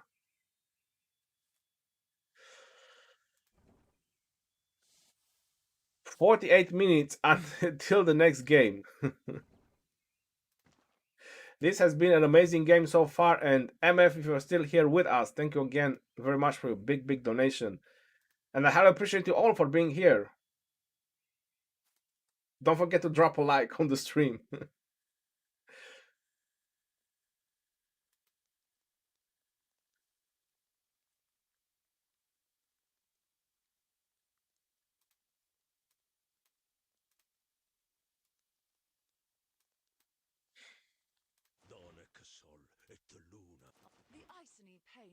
We must conquer or die.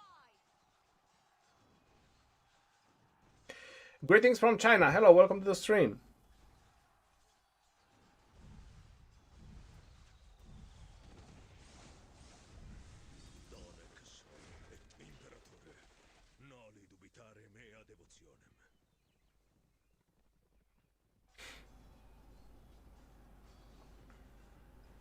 Myris, hello, welcome everyone. Welcome to the stream. Greetings from Philippines. Best pairing for Saladin. Use double C.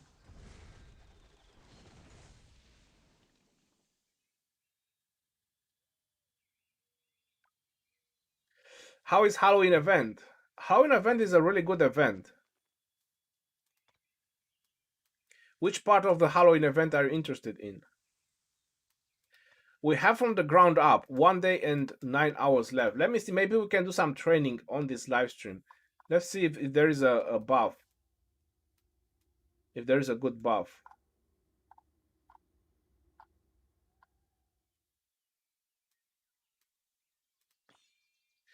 Whoa, there is a 15% training speed rune. Oh boy, I could do some training.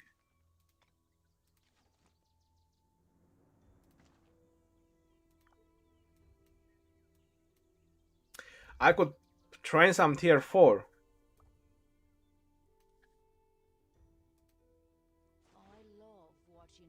Best pairing for Chandra Gupta? Apparently Attila and Chandra seems to work very well.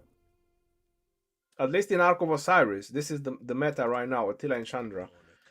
Alright, I'm gonna go ahead and get the rune. Yep. Send all my marches. Or just send one. I don't think it's profitable to kill Marauders with 4 marches. I'm just gonna TP there and get the rune.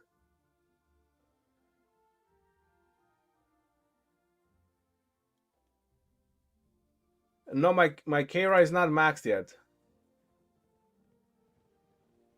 There is 100% a line.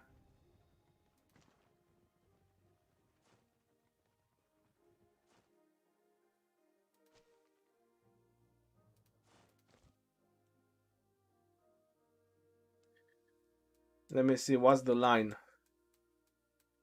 Oh, they're not posting in. It might just not be at the line.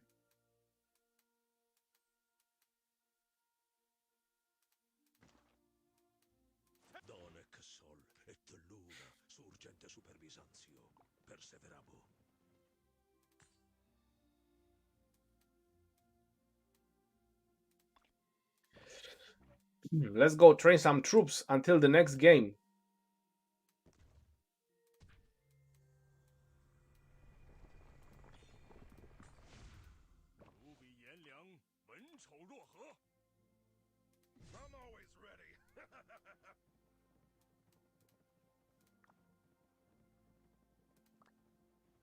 Pam pam pam pam pam. Duke, please. I'm hyped. I'm probably gonna spend too many speed ups because I'm hyped. Those games, man, it's crazy.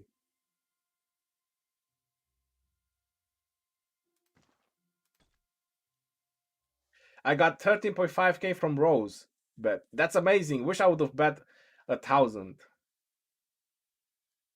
Is Attila and Takeda still a good choice to max out? It depends in if you're in a new kingdom or older kingdom, but it still is for field battles. Attila Takeda is still a hospital filler. In the older kingdoms, I think the meta might just change in the next KVK. We're gonna find out because of Zenobia. They're gonna beat UCS, no doubt. Well, they are definitely hyped, so they are definitely care to pay as much attention as possible to the strategy.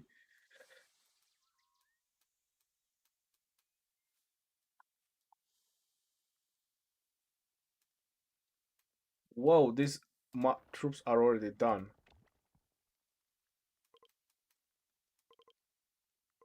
All right, let me just do something real quick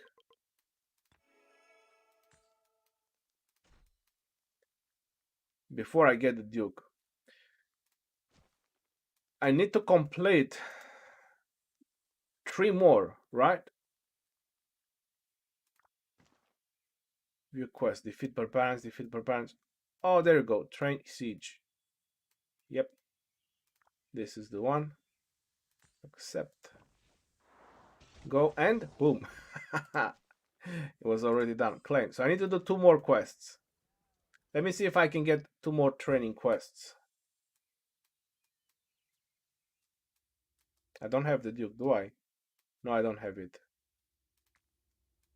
Explore. Yeah, there is one. Hopefully, I just need 2 more so I can finish with the witches.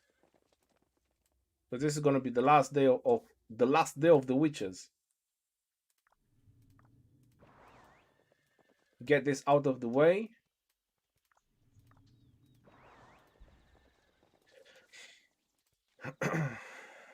Yes, C9N. Boo hoo hoo. Why didn't I put at least 500? Well, you don't expect, right? I said this is why it's so nice to bet on the underdogs. Zax, 19,000 coins. That's amazing. Glory FK, how are you doing, brother?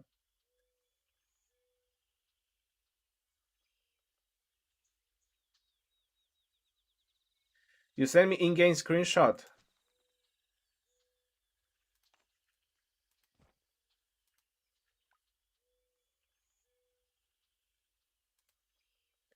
Well, listen, when you take a screenshot, make sure you press full image so you can get a proper higher quality. So I'll tell you, someone got 115,000 coins betting on Rose. That's 115,000 coins. Increase troop power, defeat barbarian. Why they drop so many defeat barbarians? I just don't get it.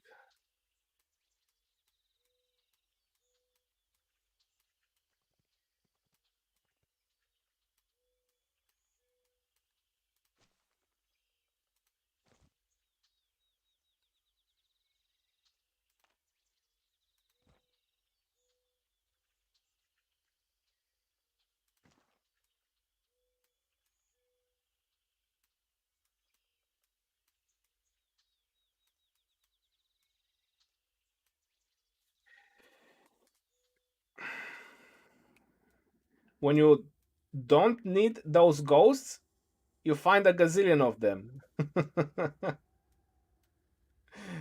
And when you need them, you don't find them. How's that supposed to work?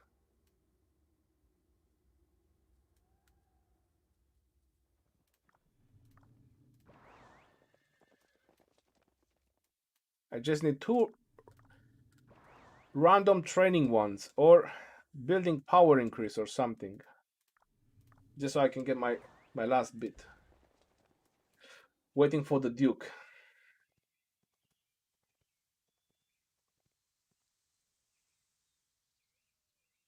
Maddie Adam, in the new KVK, shall I use action points on Marauders or save it for Lost Kingdom Barbs?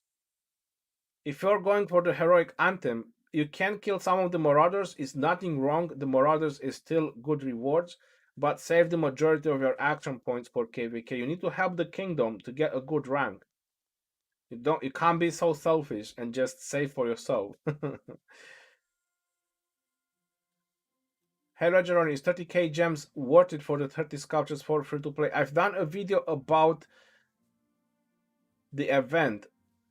You can go ahead and check it. It's just a couple of minutes video.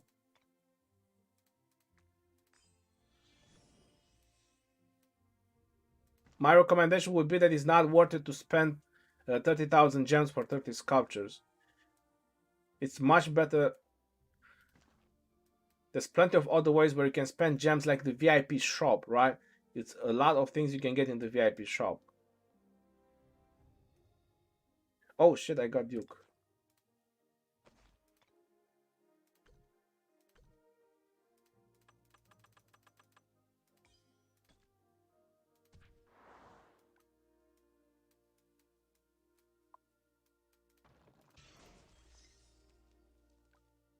Well, bomber. Increase troop power, building power.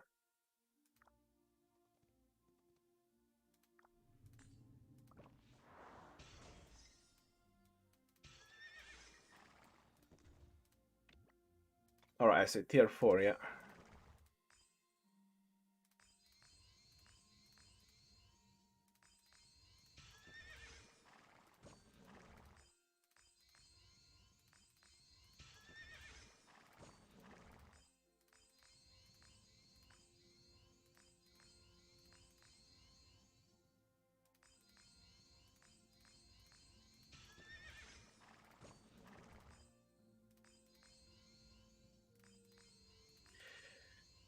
Alright, let's do this. Let's train some troops. When you have reserves, see how easy it is to train troops?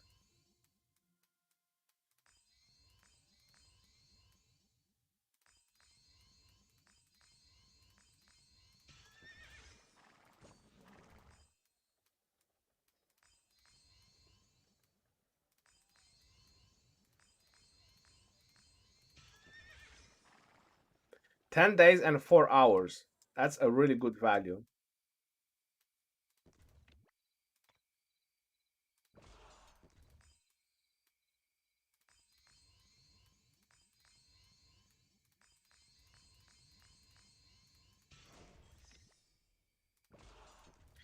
Train a couple more infantry. I'm pretty sure at least Iris then is very happy to see this.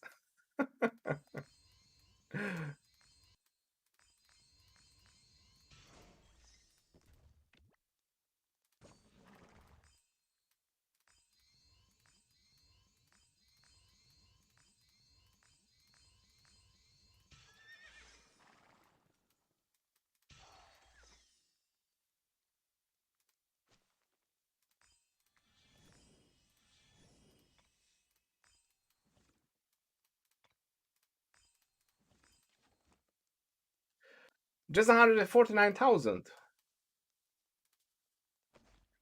Well, let's see if someone wants to go over me.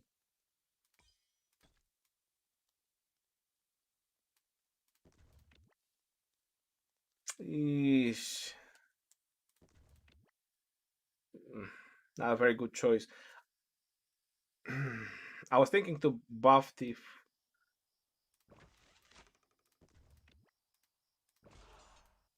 I'll just use.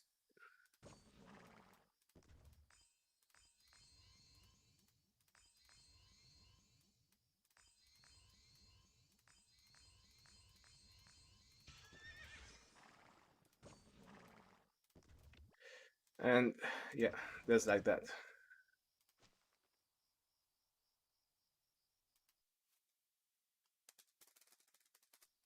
Down 10. Let's see if someone else wants to go over me. Shout out from 1793. Thank you very much. Wait for the tomorrow, then train, not now. So you got the points. Oh shit. Well, no, it's not gonna work. It's not. This event is gonna be over until tomorrow, and I only train tier 4.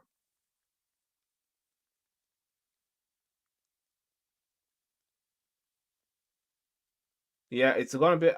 I knew about this. It's after the event is over. I knew about this. I'm in control.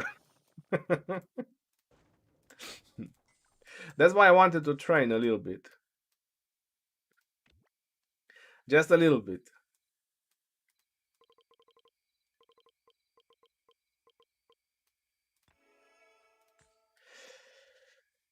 Well, I got plenty of speed ups, and I'm gonna train more. Because I want to train T5s, because that's what matters, right? On those type of events, you need to train T5s when it's going to be the second stage of the pre-KVK.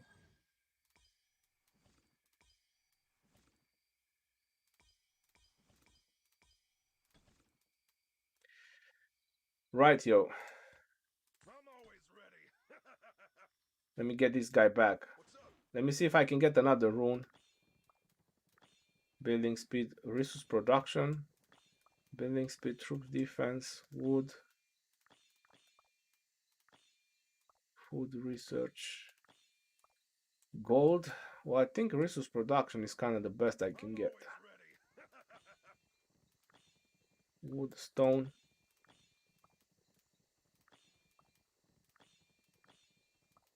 Action points recovery. Well, that's not a bad one. But I'll get the resource one. Just pump some resources. What's the score? 163,000 versus 58,000. I still got plenty of speed ups to train tomorrow as well.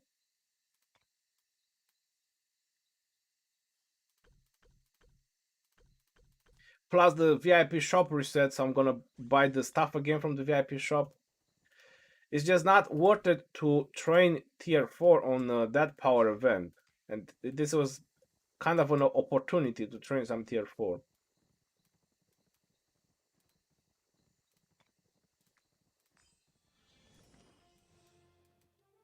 And now we're going back on Marauder Sling.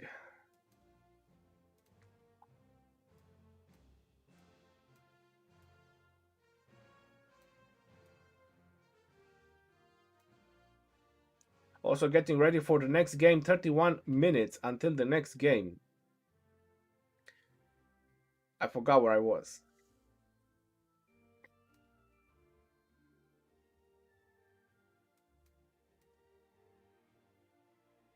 Oh yeah, I always go at the edge. This is where I was.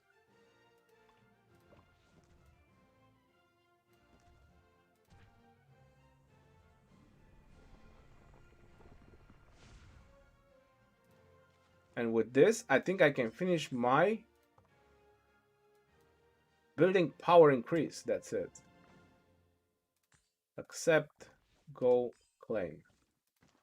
Now, usually I know you're supposed to rally the witches. It's just the event is ending. There's not going to be any time. So I'm just going to take the witches out and I'm just going to kill them. Because the event is ending.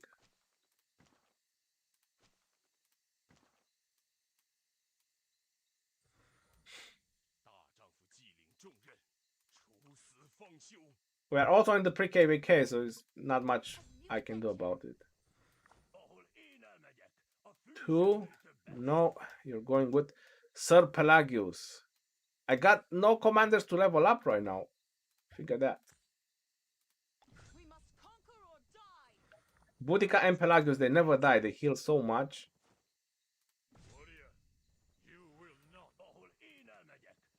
You are going with Ramses.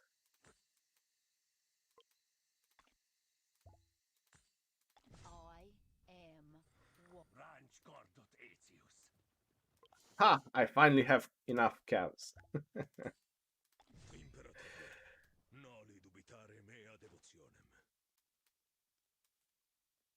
Alright. Man, action points. Always asking for action points. Let's go ahead and let's lay down the witches. Smoke UCS and then give OV run for their money if they have the healing speed ups. Rosa will make it to the final. Well, they need to beat Hong Kong Legends if they want to make it to the final, Glocker. Is YSG overall a lot better than Artemisia? Well, first of all, YSG you're getting at the beginning of the game. Artemisia you get her about 1.5 years into the game. So this is something that you want to think about it when you say those two names. And the second thing you want to think about is that YSG has circular area, right? It doesn't matter when, it's always useful once you have it expertise. With YSG, you can kill barbs, you can do AoE barb farming, right?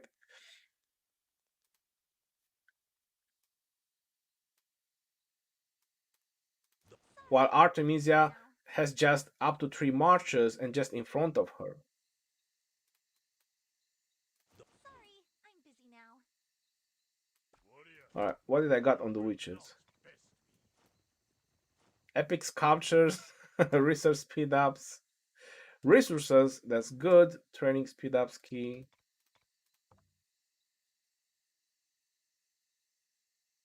Hello, can you provide me with some T5 troops? I'm a huge fan. I don't know, you guys answer him. Can I provide him with some T5s? Watching you. How can I give away my T5s?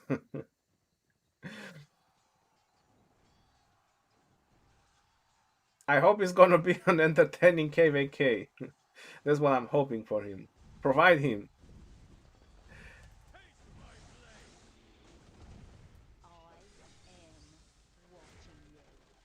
watching you. Well, he should teleport next to me and I can send him a few trains of T5s. Who's our KVK opponents?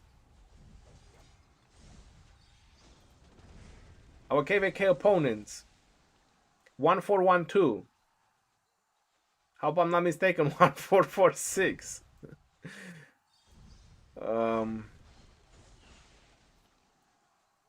Well, these are the 8 kingdoms. Listen, I never keep this in mind, so I think I've done a screenshot.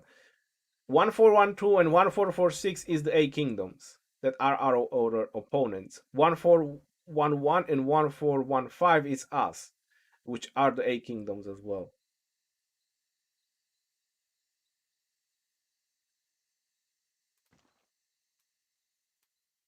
Sorry, I'm busy now.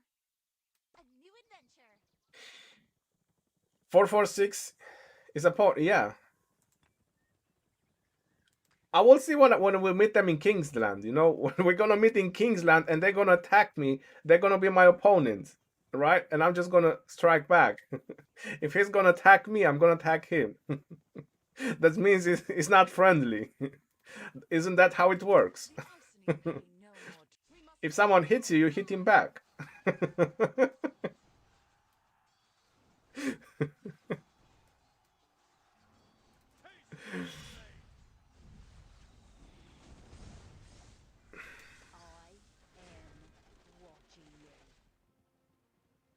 Which city team will be awarded on Heroic Anthem for individual ranks?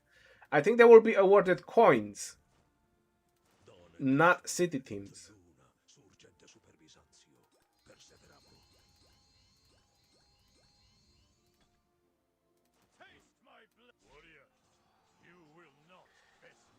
There is those special coins that you get from Heroic Anthem, and those will be the coins that you get, so you'll be able to use into the shop. That's what I'm expecting for the top ranks in honor points. Means that you'll have a chance, if you don't want the design, you'll be able to buy blueprints or just save the coins for the next KVK, and then you will decide what to buy. Right? I've done videos about this. There is a Heroic Anthem playlist. I want to try to cover as much as there is. You can go ahead and check the videos in the Heroic Anthem. Khan William or Saladin? Well, That's a very strong decision. Saladin 5551 is very strong. Everyone likes him like that. That will probably be the first option between the three. But if you're in the early kingdoms, I'm not sure why you're pointing out William. If you're in a very early kingdom, you want to go for Genghis Khan because you need him for events. Genghis Khan is very useful to progress in events. How many dead troops you got, Sir Ronnie? 16.2 million dead troops.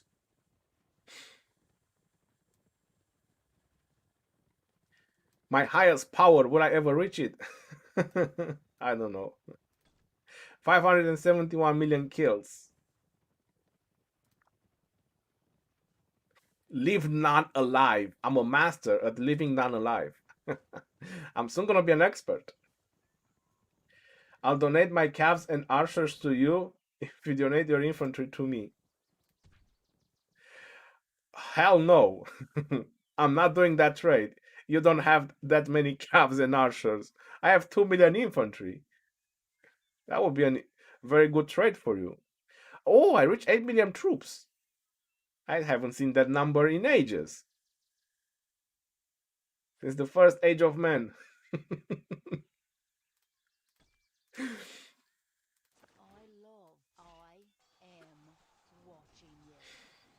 Quadruple what I have. Patron, how are you doing, brother? Check these coordinates. 867158. Alright, well, if Patron said it, I'm going for it.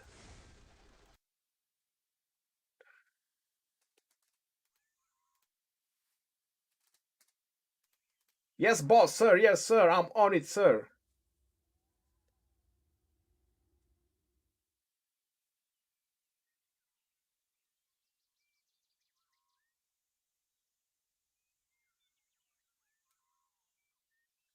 Well, that's not really nice, bro.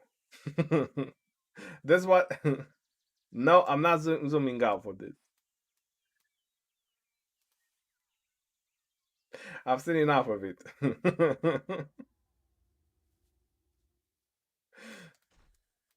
That's what. Why you send me there to those coordinates to see that?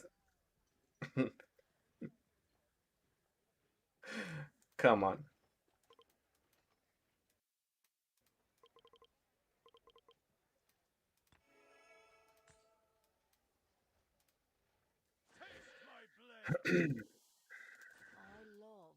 Let's get serious a little bit, shall we?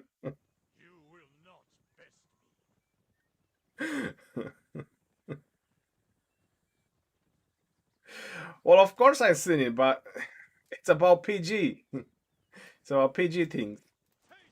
Might be kids in the chat, you know? It's not about me.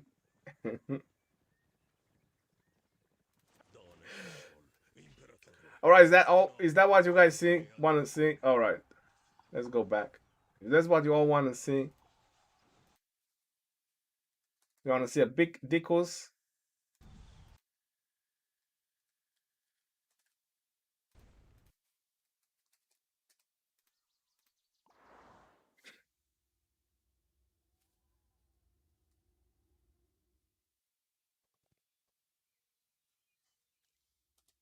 Alright, you all happy?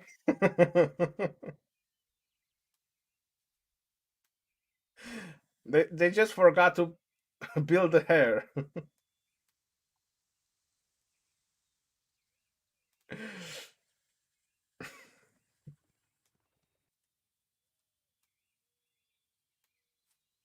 There you have it. That's what you want to see.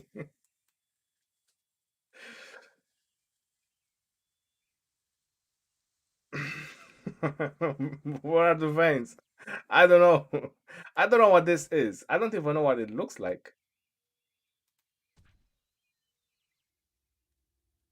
They try to pass the gate. I think they're trying to get the gate.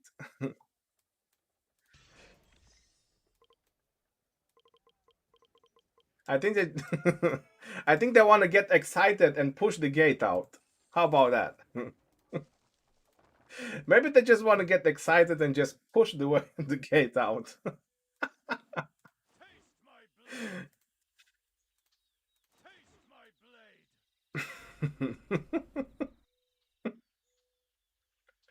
Slingshot their way out.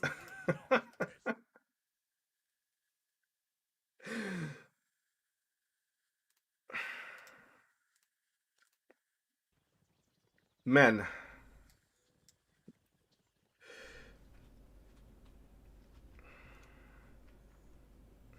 you think it's anaconda? Well, that's a very deformed anaconda right there. That's a new breed of anaconda. Rip no, not November. At least they have some sense of humor. Oh yeah, I've seen that before. Towards the gate. Bananas. I'm busy now. Can I even buy a banana with that? Arton, thank you very much for the donation. I think it's an elephant face.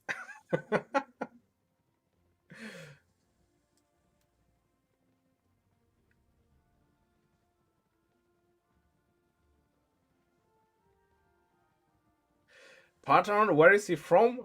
Stay. Come on. You can do better than this. Patron is from 1415. He's gonna play with us in KVK. Yes, he's from Banana Land. Wait, that's our cave. That's our kingdom. Thought's lair. Why did you say that? Our kingdom is Banana Land.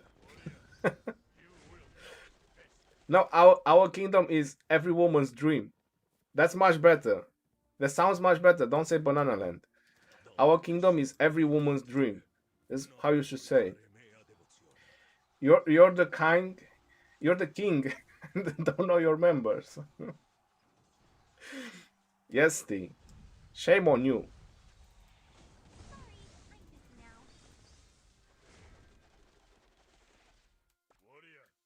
now. Now Steve's gonna pop the tax. Hold on. I think why did we have to piss off Steve? He's gonna pop the tax and he's just gonna tax the F out of us.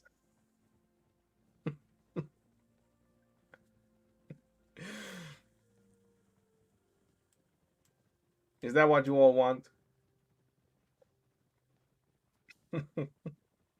Elijah, thank you very much for your donation, but that's a that's kind of a used banana. Oh no, I just said it. He just done it. See guys, why did you have to piss off Steve? He just used the king tax.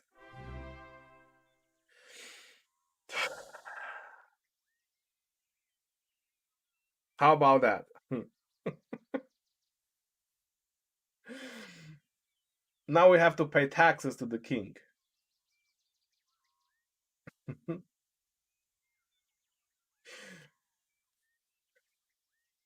But Steve, do you really want to tax off a bunch of bananas? You know what will happen? You know what the results will be when you tax off bananas?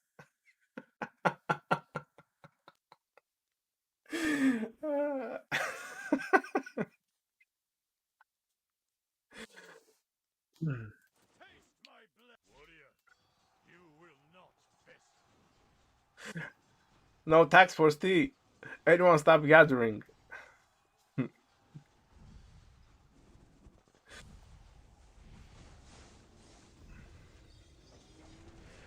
After the first kingdom, that actually having that KVK probably. Yes, we're gonna get heroic anthem most likely after the first two kingdoms. After they make sure that everything works perfectly, it's not gonna crash and all that. We're gonna get it too.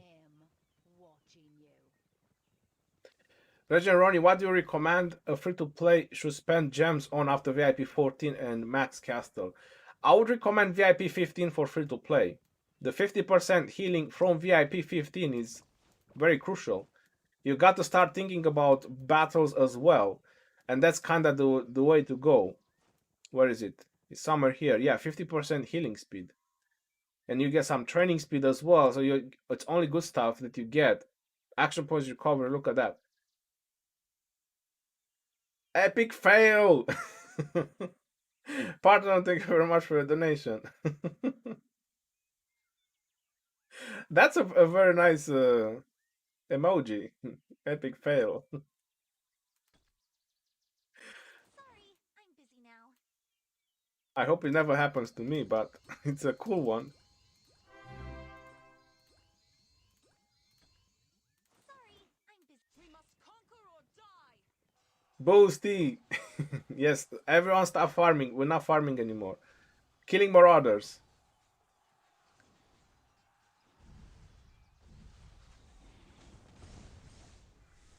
Is it worth the one head per day versus T5?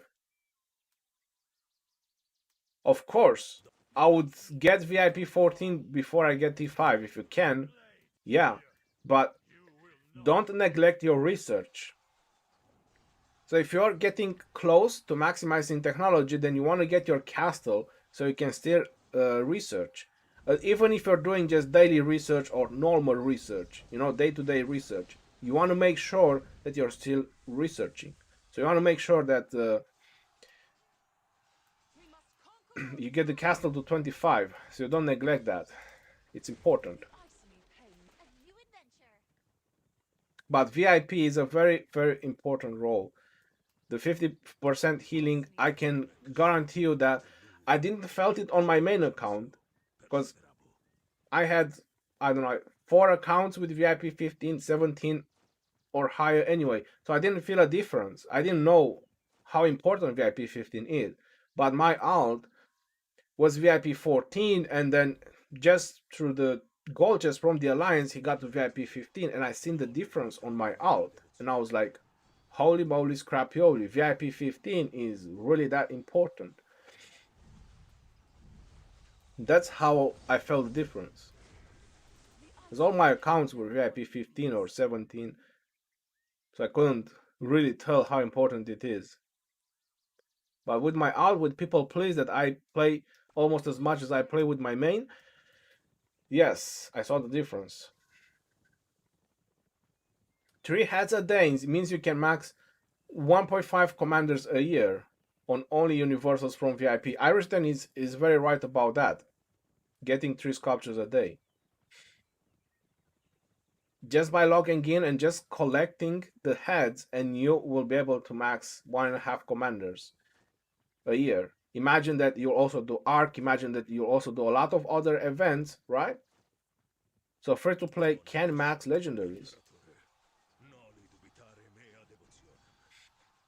That's the road. Get VIP 14. Jamal, how you doing? Welcome to the stream. And everyone else. Brian Nurlander. Mina and Freddy, good combo. Not so much, to be honest. You don't want to give Frederick so many credits. He's good in 1 versus 1 battles, brings you the win, but he causes you a lot of severely wounded.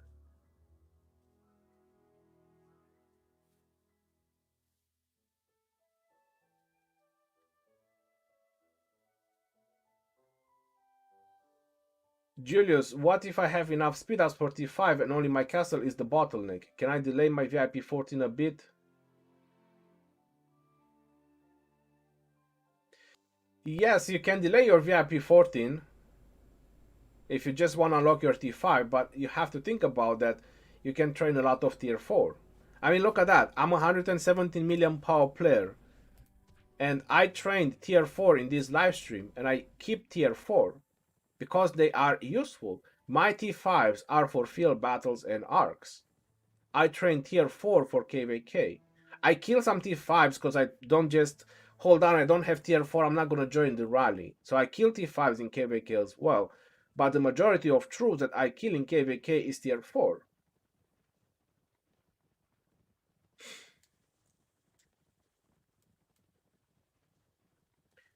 So just rushing to T5, I'm not sure if that's a really good idea for a free-to-play low spender. But getting castle so you can continue doing research, like just daily normal research that goes day by day, that's helpful. So getting the castle done. I would delay VIP 14 just to get the castle done, but not necessarily to unlock T5. because numbers matters more than the quality. Trust me. I have 571 million kills. I have 16.3 million dead. Numbers matter more than quality. Right?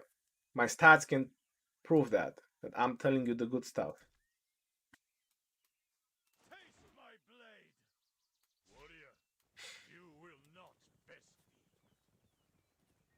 me. Is a lot of mistakes that free-to-play do just rush to T5s.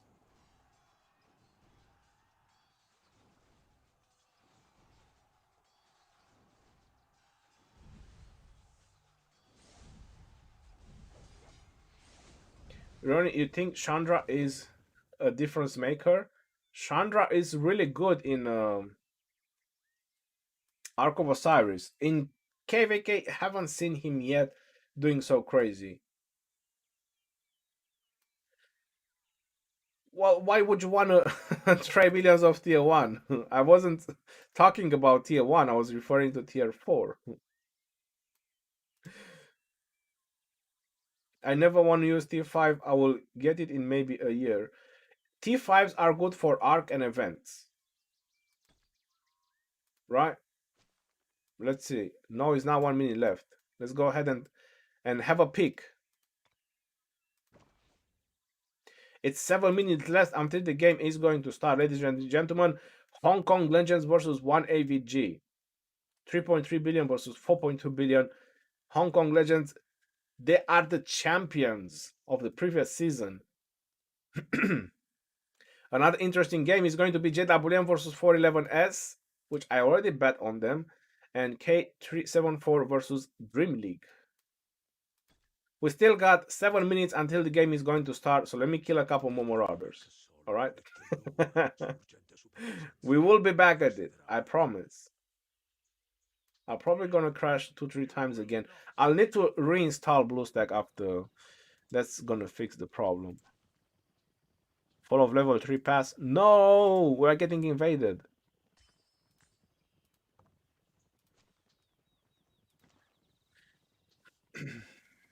Let's hope for great match. I'm hoping as well. My VIP 11 and caster level 18. Where should I spend my 50k gems on free to play? I will try to get VIP 12, Mr. Haxer, to start generating 2 sculptures a day. And after you get that, work a little bit more on your castle if you're getting close to max technology.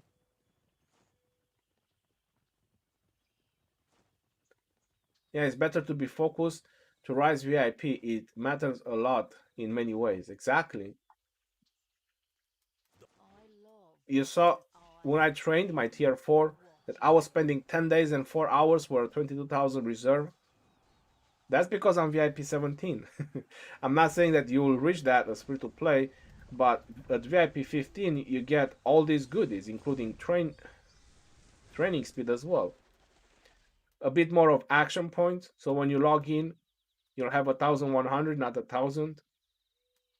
March speed, healing speed, hospital capacity, research speed up. I don't think you'll still need it at that point, or building speed up.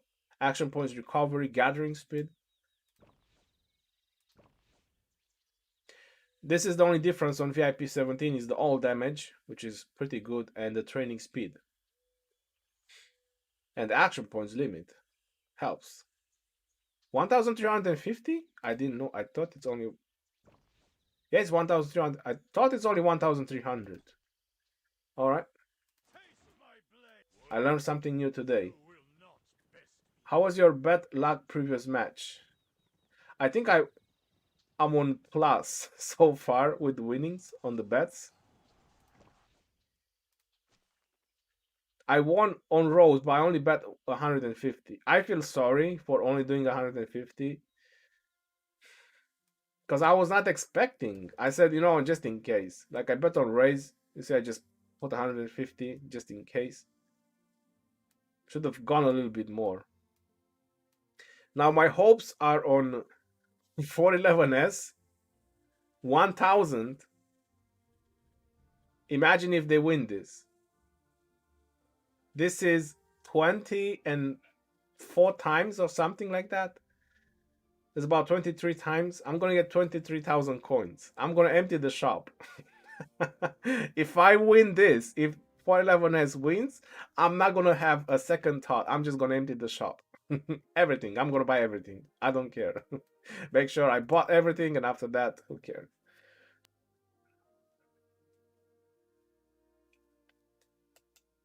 Yes, but Rose had a pool of 16 million.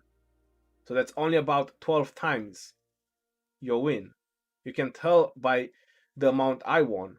You say I bet 150 and I won 1,890. So that's about 12 times. But on this one, I win 23 times or 24 times. My bet. I won 50k on Rose. Well, congratulations to you. I bought the elephant statue with my first 10k coins. You shouldn't have wrote that in the chat. Shouldn't have done that. Big mistake, partner. Big mistake.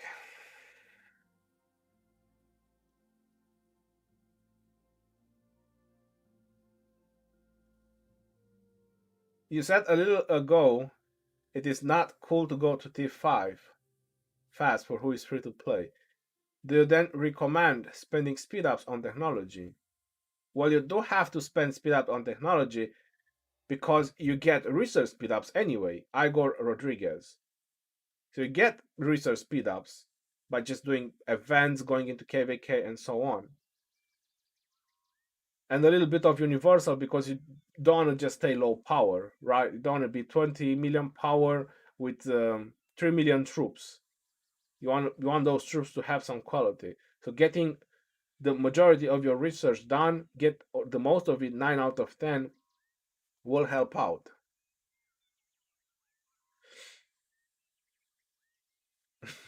Parthenon, well played.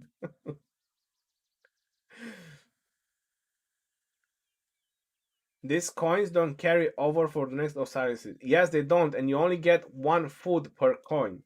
So it all that matters on this betting is just for our entertainment, right?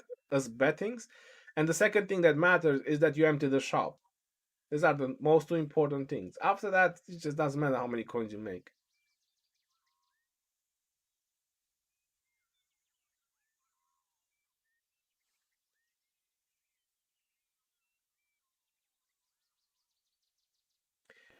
I love skins and decoration. Can't hold myself. I even got the first thing from Halloween event. Oh, Mo. I know skins is your thing.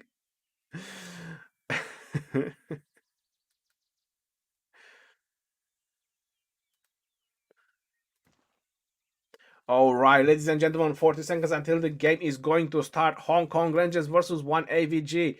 Buckle up and get ready for the action. Is 1AVG going to do a ton of events that we have already seen today? Everyone is hyped. Rose won, OV won. Will 1AVG going to beat the champions from the previous season? We're going to find out in about half an hour or so when we get into the middle of the game, when the action is going to be at its finest.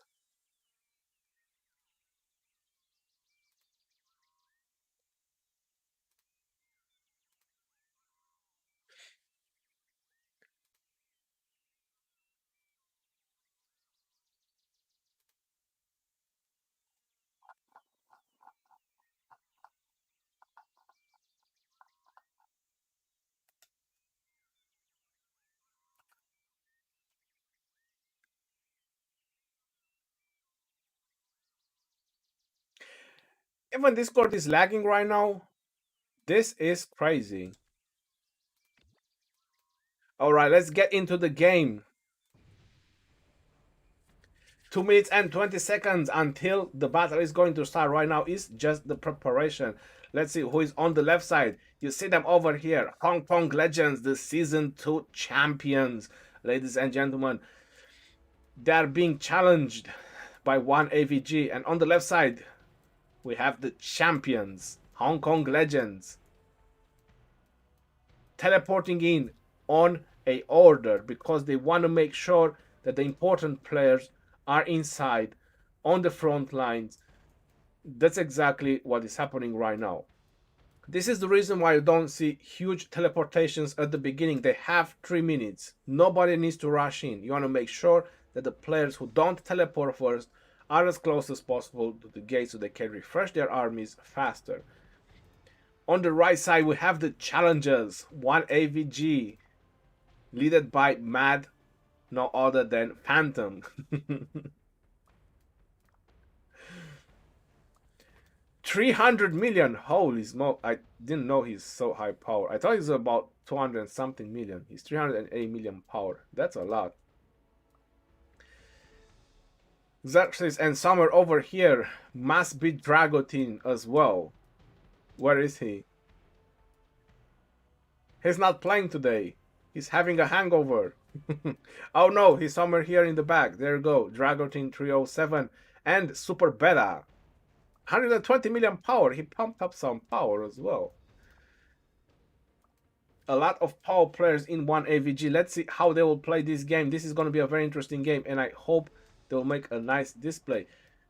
As crazy as it looks, Hong Kong Legends doesn't have any officers. They are just gone fishing. And they're missing a whole lot of players. I think they're playing with a lot of subs. Wow. I think they know for sure that they're going to win this. Are they so confident that they are playing with a lot of subs instead of playing with a lot of mains? Is that going to be? Is that what is happening? It's Hong Kong Legends feeling overconfident and playing with a lot of subs? Or they just think they are so strong and they don't need a full team? There you go. The rest of the players are porting in. So that's a whole lot of subs, yo.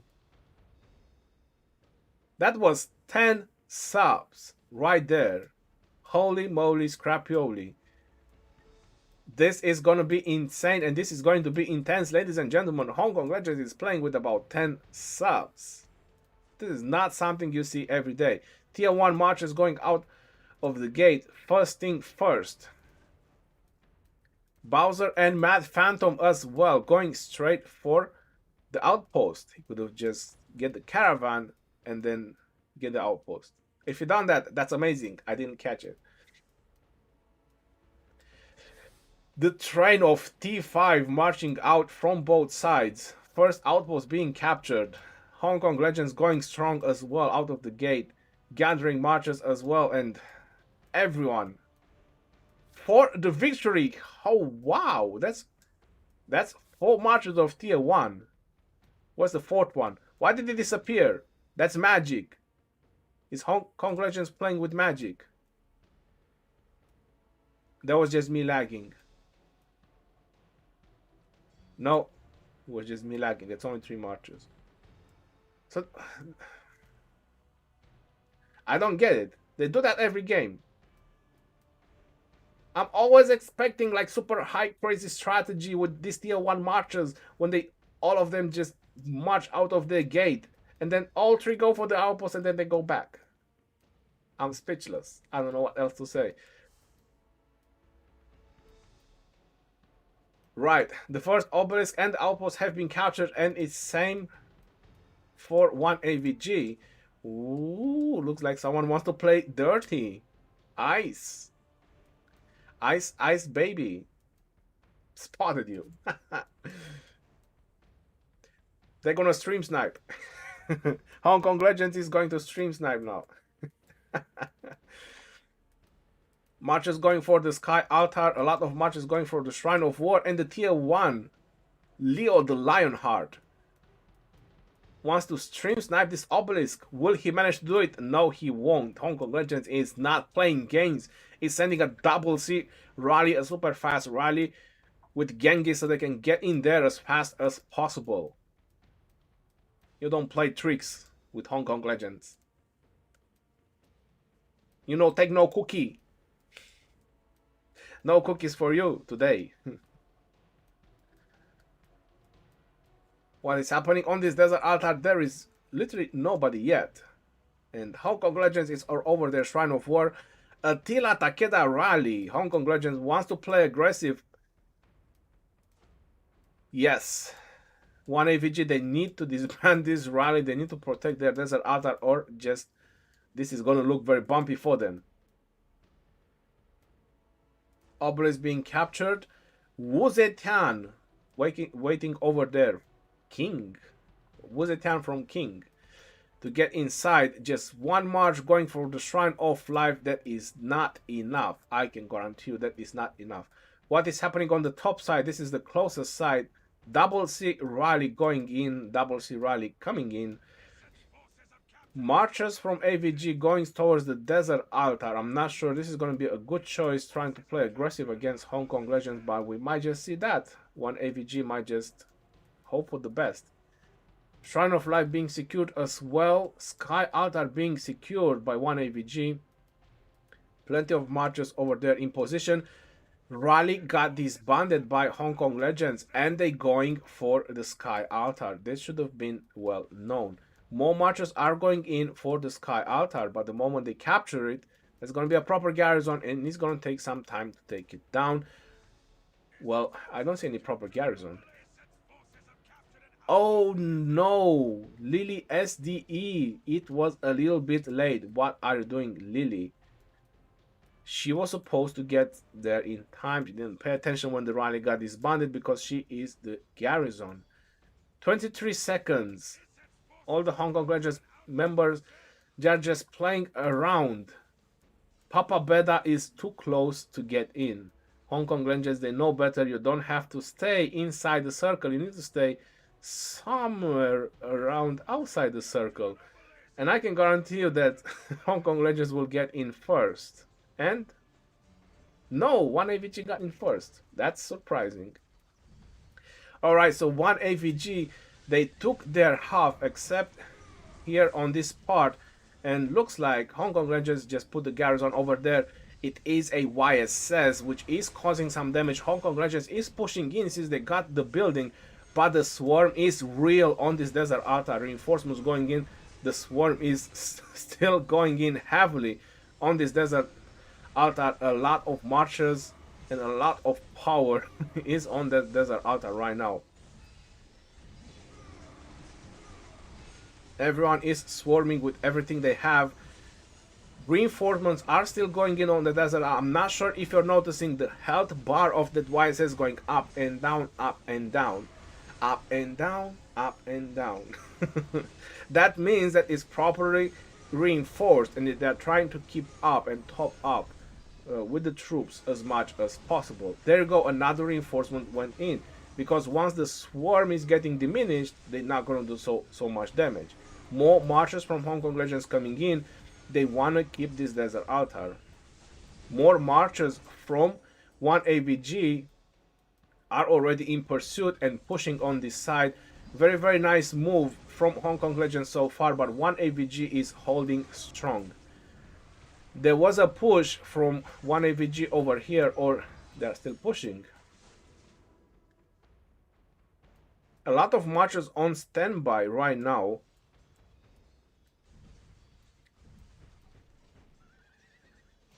I hope that one AVG will gonna gather and do some offensive on that side as well.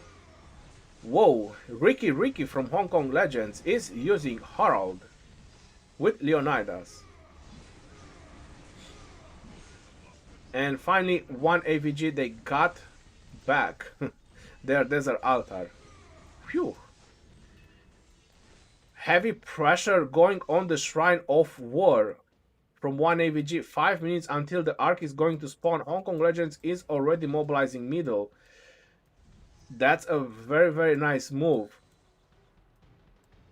One AVG wants to cause some points disruption on the Shrine of War, or they just don't want to let them capture it. Very, very nice move and pressure from one AVG. Marches going in straight for the swarm. They should first let the rally hit, right?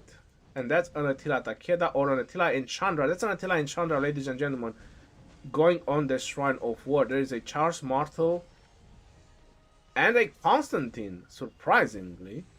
Yes, there's a Charles Martel and a Constantine. Hong Kong Legends, they don't care about the Shrine of War, or they are not prepared. Maybe they care more about the middle because 4 minutes the arc is going to spawn and they know that that's going to be the point. So far, one AVG, they are on their A game, ladies and gentlemen. This is a very nice game one by one AVG. Is Hong Kong Legends doing a mistake right now because they're playing with about 10 subs? We're going to find out soon enough because this game is taking a very different route than I was expecting it will. Heavy pressure from one AVG on this side as well, but just swarming the building with no rallying. I mean, it's kind of a waste, right? Hong Kong Legends is still heavily mobilizing middle. Have no fear, Dragotin is here.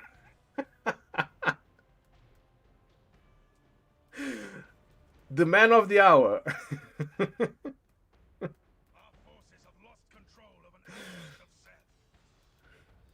While one AVG is trying to put a lot of heavy pressure on the Shrine of War, looks like Hong Kong Legends done some damage on the Shrine of Life. Is that Shrine of War finally going down? Or what is happening over here? The Charles Martel is still surviving. There is rally with marches.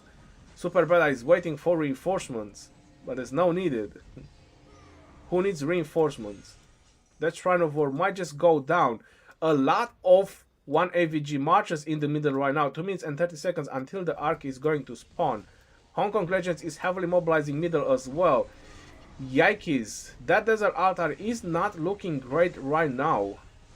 A lot of reinforcements went in. The swarm is still real on that. There's still a rally on that building. That is not looking so great.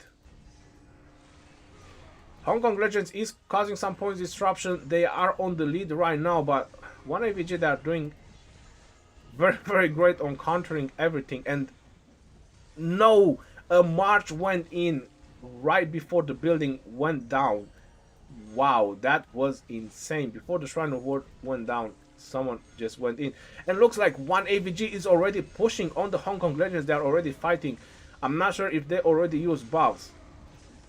More marches from one AVG coming over here into the middle. Ladies and gentlemen, this is looking very intense so far. One AVG, they need to focus a little bit on this right now. They need to send as many reinforcements as they can. They cause point disruptions to Hong Kong Legends. You don't see that every day, but it literally happened.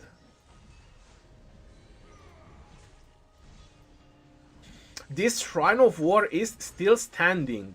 Wow, this is insane. This Shrine of War didn't went down. So this kind of tells me that it is a bad move if you want to try and push on the Shrine of War on Hong Kong Legends. One AVG is kind of trying to clear out as many marches as possible from Hong Kong Legends.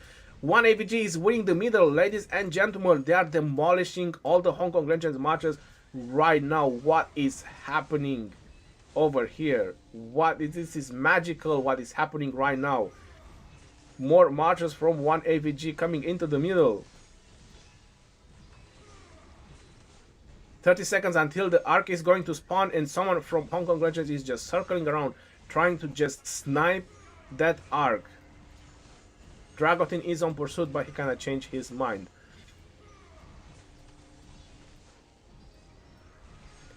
Hong Kong Legends, they are putting more pressure on the buildings rather than focusing so much on the arc. There is a Woozy Tian in Garrison right now from one AVG. That's a very nice and smart move. But this Shrine of War is not going down. Marches coming in and out. This battle is happening here for a couple of minutes. More marches coming in for the swarm. Very nice defense as well. The arc has spawned and Hong Kong Legends just sniped the arc, but it only took a couple of moments because they lost it. One AVG, they need to be faster on capturing that arc. Divine Aid has been used for more teleports available. More Hong Kong Legends marches. Dragotin has captured the Ark of Osiris. How far will he get with his Saladin? I don't think, because that Saladin looks pretty shot to hell. But he's still going as far as possible. He's most likely going to lose it anytime soon. but he finally dragged it down a little bit. One AVG is struggling with this Sky Altar. This Sky Altar is generating a lot of points for one AVG, even with the rally on and the swarm. Hong Kong Legends is doing amazing on this Sky Altar, on protecting it and defending it. There is literally nothing on the Shrine of Life because one AVG is so focused on this Sky Altar right now. They need to make sure they don't lose the buildings because right now Hong Kong Legends has 1,400 lead. This arc that they are taking right now, one AVG, is gonna put them a little bit on the lead, but not by a whole lot. If they don't keep their buildings, it's not gonna make such a whole lot of a difference. And this Shrine of War, ladies and gentlemen, this is insane. This difference from Hong Kong Legends on this Shrine of War that Charles Martel and Constantine has been doing wonders. Marches going in and out, marches going in and out, rally on it non-stop, Alexander and Marches, and wow, it's still not going down. I'm not sure if there is reinforcements coming in or what is happening. Is it finally going down? Because it has been insane. Looks like someone is coming back, most likely to reinforce it. That Shrine of War is refusing to go down. Whoa, they used tear down. They said, fuck this. We're taking this down. They literally used tear down on the Shrine of War. Holy moly, scrappy. They got so pissed off about that. They want to take it down by any means necessary. Rally on the Shrine of War with a swarm and some reinforcement from Hong Kong Legends. Nothing very crazy. One AVG, they finally got back their Sky Altar. Hope they will not lose it again. And points disruption for Hong Kong Legends. Yes, that Shrine of War went down. It was about damn time. Heavy mobilization from Hong Kong Legends of this Desert Altar, so I'm not sure how the trades were. That wasn't honestly, the 3 points that was used on tear down, it was kind of a waste if you want to ask me, because just to take down the Shrine of War, it is what it is. Hong Kong Legends used war drums. Whoa. Hong Kong Legends use war drums on these marchers right here. This is very intense. They got into the outpost. They need to take back that outpost. One AVG, the guys need to take down the outpost.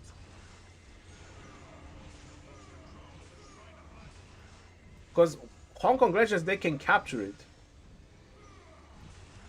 They can do a backdoor job and they can steal the Ark.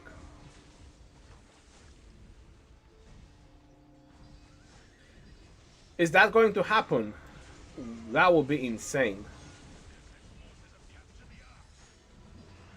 Draenic has captured the Ark. He went. That's what he wanted to do, but he lost control of it.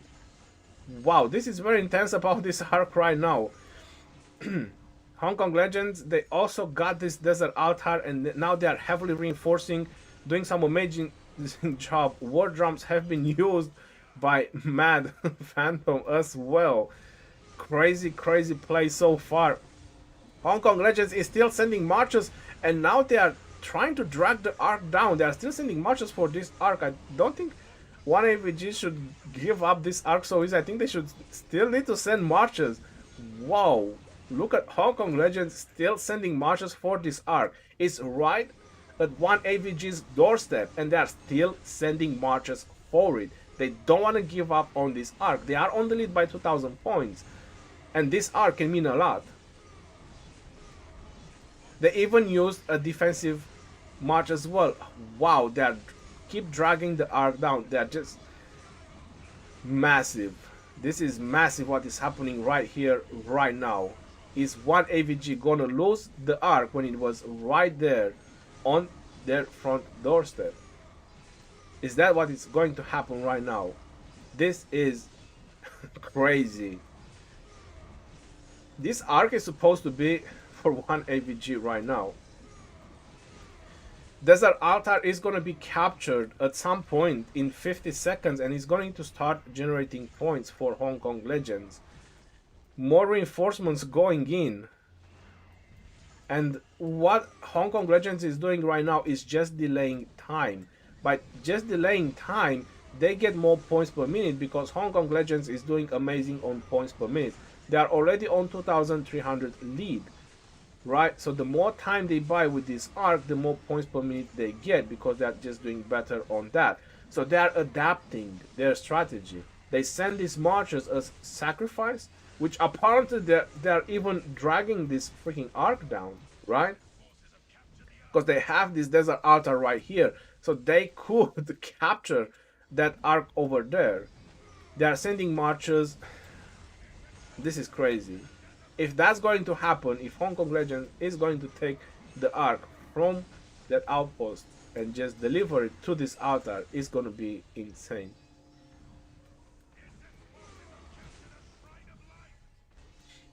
2,500 lead for Hong Kong Legends, and looks like they are still capturing this arc. Still dragging this arc further and further down.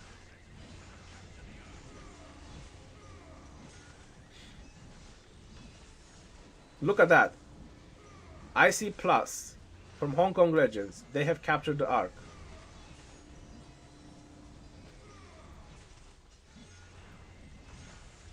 One AVG need to get back on their A game.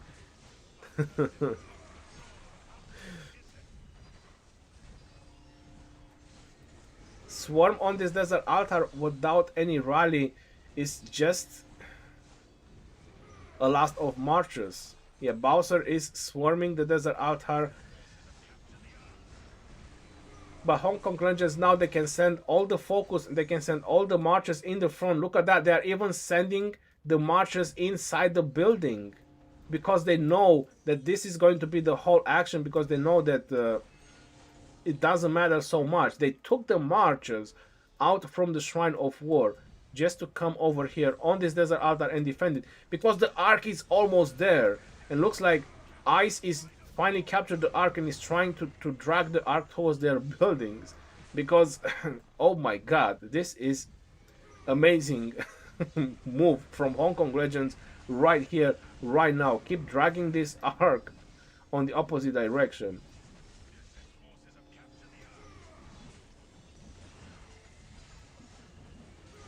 What is one AVG doing? One AVG is sending rallies, but without any reinforcements. Most likely they're just defending on the buildings. 3,000 lead by Hong Kong Legends. You see the points per minute gain by just delaying that arc. That arc is now just gonna level the game if one AVG is going to deliver it. That's exactly what this arc is going to do for one AVG. It's just going to level the game.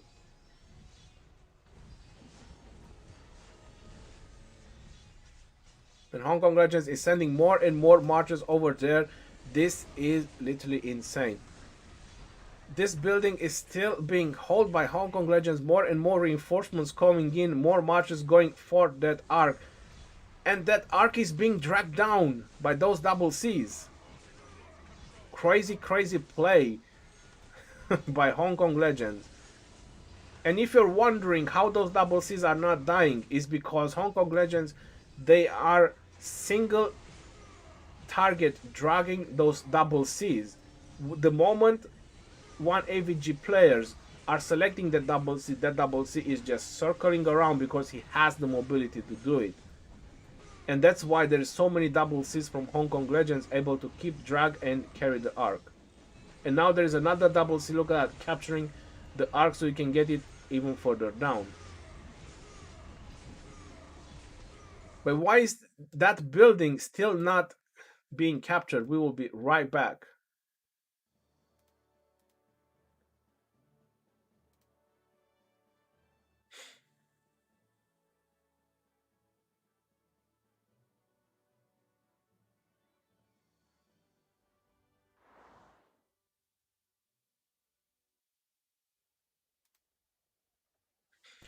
Just give it one moment and we'll be right back in.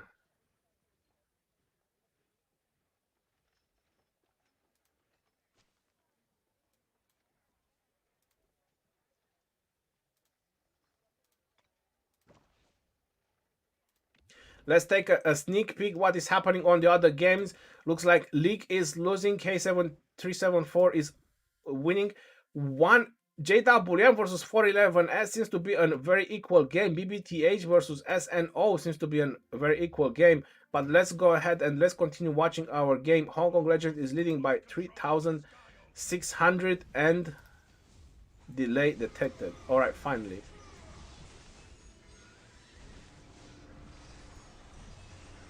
I can't believe that this is happening.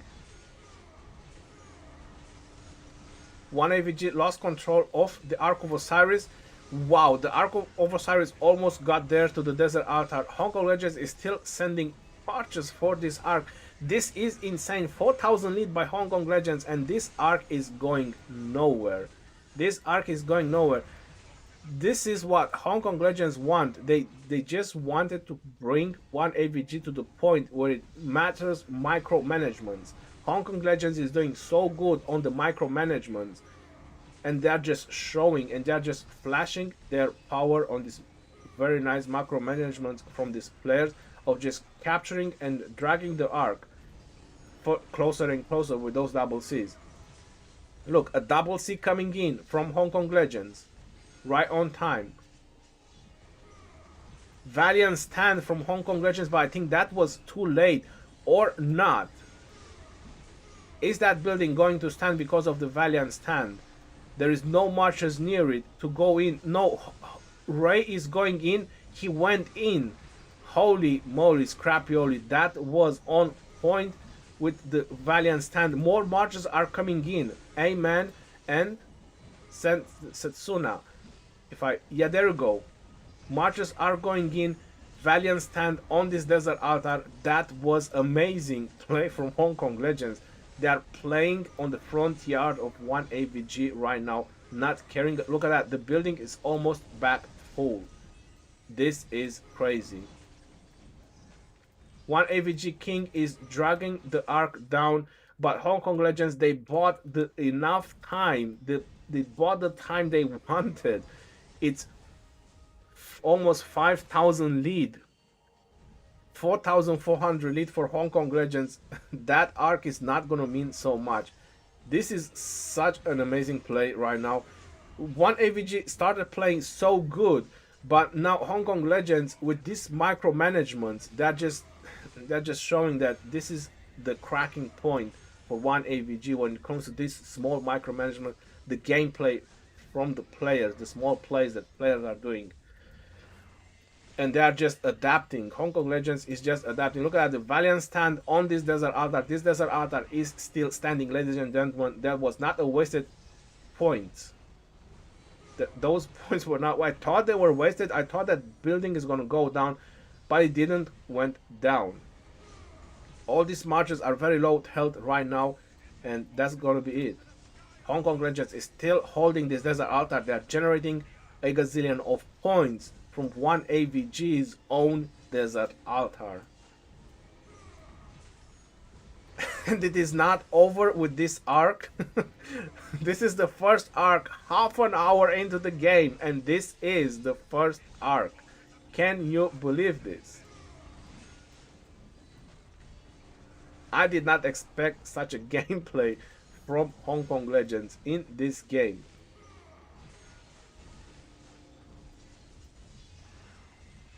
And look at that. Rally being sent. YSS in the Garrison. YSS in the Garrison over here as well. YSS and Theodora. It seems to be the meta that Hong Kong Legends is using for Garrison. And same is 1AVG. They are using the same thing. Bog down has been used.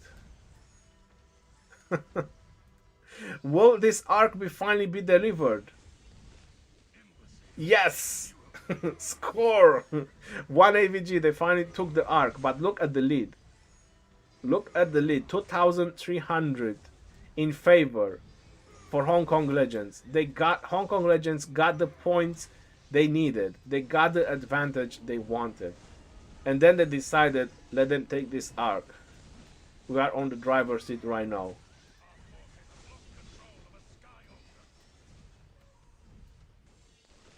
Sky Altar went down as well, but still, the lead is very big for Hong Kong Legends.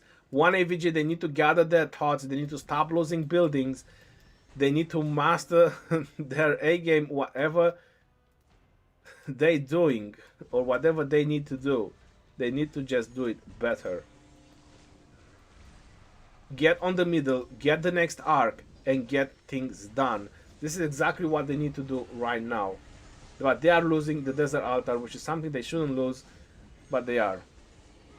I don't see any reinforcements going in on that Desert Altar, and that's gonna be it. So they didn't even took it for a very long time.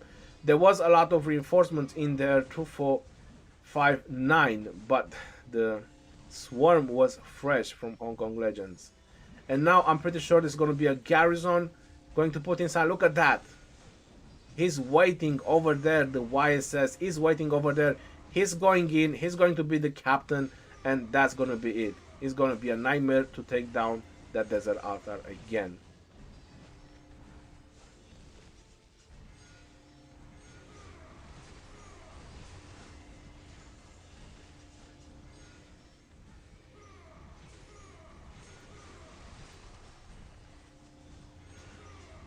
Very, very amazing play. Both teams are doing great. Only 3,000 lead or close to 3,000 lead for Hong Kong Legends. The next arc value is 3,500. Can bring the game even closer for one AVG. They can make an even closer game with the next arc, but they need to group up and they need to do something about this Desert Altar. And they need to try to play offensive as well, rather than just playing defensive. Hong Kong Legends they have such a high mobility on all their marches. It's starting to give me the impression that with everything they have, they just go mobility, as much march speed as they can. All their marches move so much faster than any other marches. Is unfreaking real. Look at that rally going in. Chandra Gupta. I don't see who is the second one. Is it William?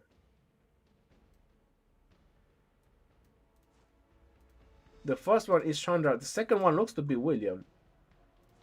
That's a very interesting choice by Gary Z. Yeah, it is William. Chandra Gupta and William in rally. One AVG is rallying with Edward. Is that Edward and Artemisia or Edward and Ramses? Is Edward and Artemisia. But there's no reinforcements. There is a YSS. There is an Edward waiting over there. There is one reinforcement, but that's a Julius Caesar. That's a very slow march. Doesn't matter how big the reinforcement is. Alright, so Riley is hitting by Chandra and William. There's no point to look over here because this is just a nightmare. What is happening over here? It's a complete nightmare.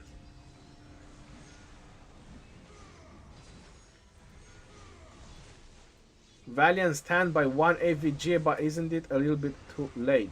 Let's find out. Let's see how this Chandra and William is doing. Holy moly, he's demolishing that YSS.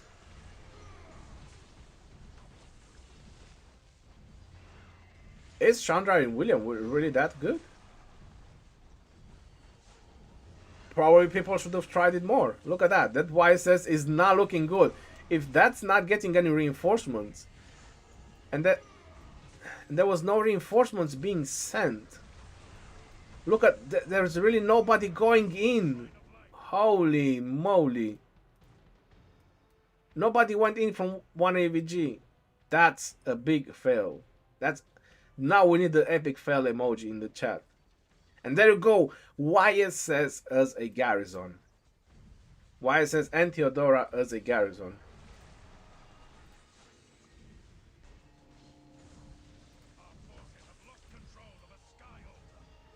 This is the battle report. Look at that. Demolished the YSS and Theodora. There was only 534,000 troops, but it just demolished.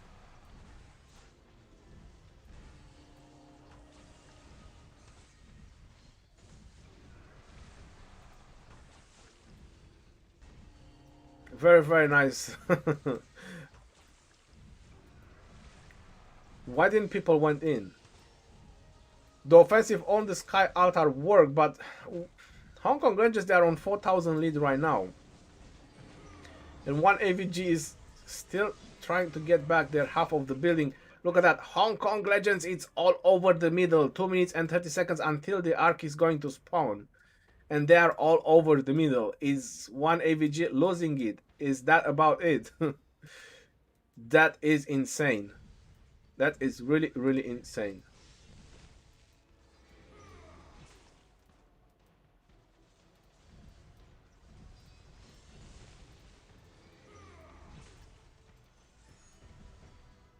They finally took their desert altar, but the arc just spawned, and I'm pretty sure they are losing this Sky altar. Yes, they didn't took it for a very long time. They put a Charles Martel and Theodora in Garrison, but they are about to lose it.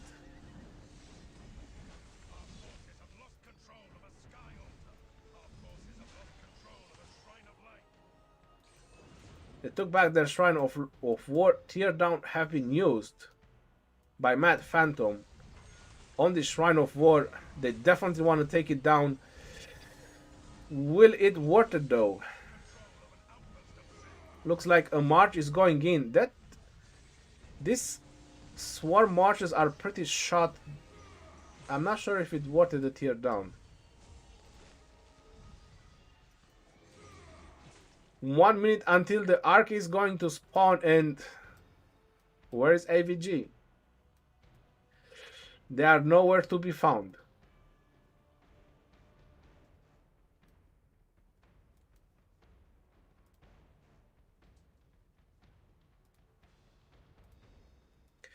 Crazy, crazy play so far from Hong Kong Legends. I did not expect this.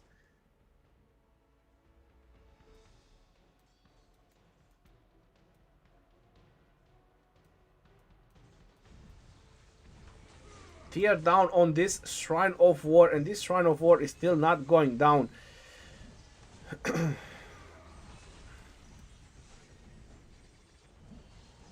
Marches are coming in to save it. No, that building is not going down.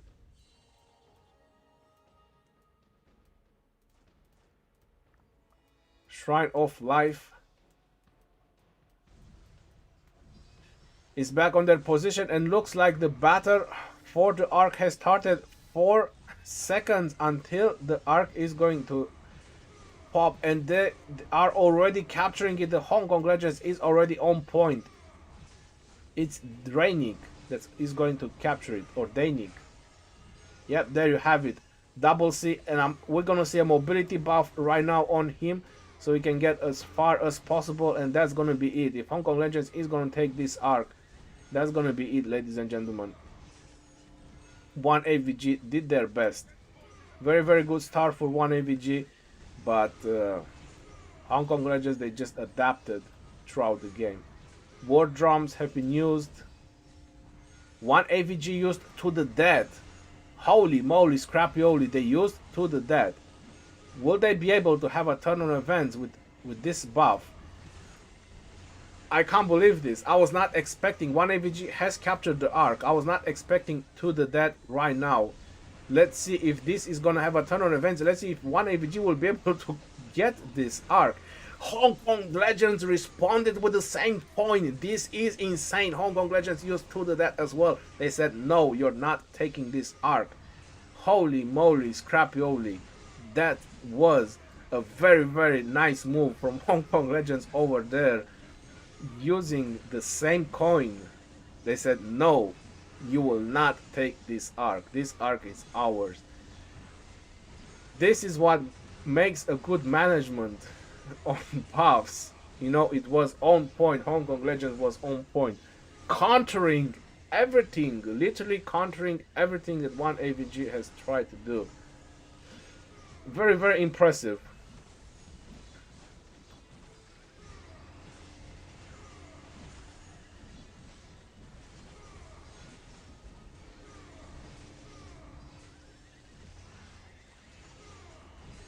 And now the Hong Kong Legends is going to get this arc.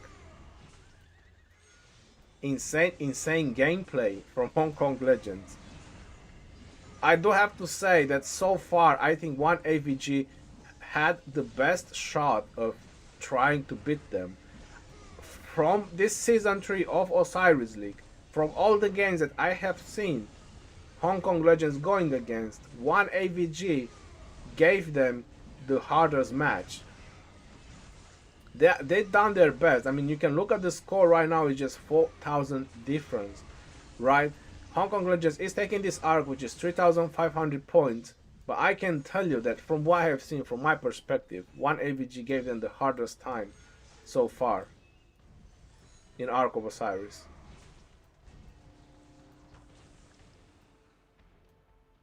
Even though one AVG done a couple of mistakes and so on, but still, it was a crazy good game, yo. Crazy good game.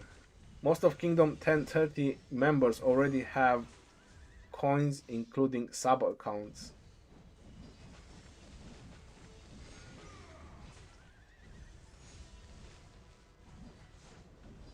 BBTH and SNO match is insane. What Hong Kong Legends is gonna do now, just in case you're wondering, they're gonna hold this arc until there's not gonna be any arc, because Hong Kong Legends know they are doing a great game on buildings, and because of that, they're not gonna make any. There's not gonna be any more arcs. 3,000 difference with this arc is gonna be 6,500 difference in favor of Hong Kong Legends. And they will deliver this arc when the timer is almost over, so there's gonna be no more arcs. Only thing that can happen right now is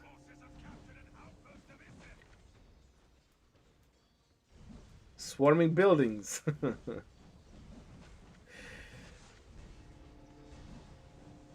This is Hong Kong. Yes, that is Hong Kong Legends, ladies and gentlemen. You can't mess with Hong Kong Legends.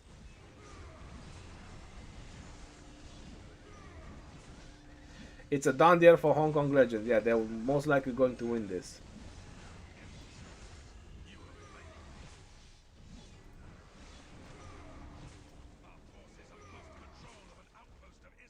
Did the commanders play a very important role just because 1030 had commanders that 307 didn't had? Very possible. Very possible they did. And that was super unexpected, ladies and gentlemen. I'm not sure if you noticed. Hong Kong Legends, they delivered the arc. They just delivered the arc. They didn't care to hold it. Wow.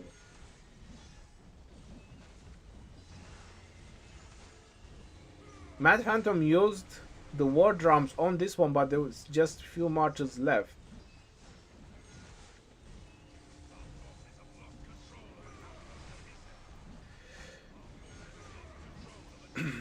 I don't think it makes much of a difference right now, I suppose.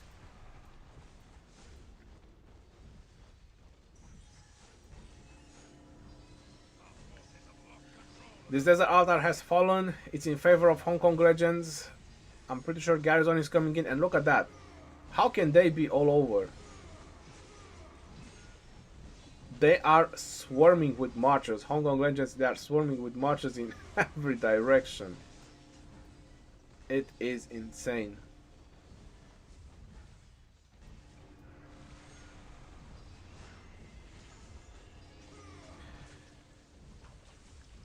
A couple more reinforcements on that rally, but no. Whoa, whoa, look at the mobilization from Hong Kong Legends going on this Shrine of War. This is freaking insane. 6,000 lead for Hong Kong Legends, but the next arc is going to be 4,000 points in 6 minutes. Who is going to capture the next arc? One AVG took the obelisk, they took the outposts, but they just don't have the buildings. Pressure on the Sky Altar as well. If one AVG takes the next arc, that's going to be a super interesting game, if that's going to happen.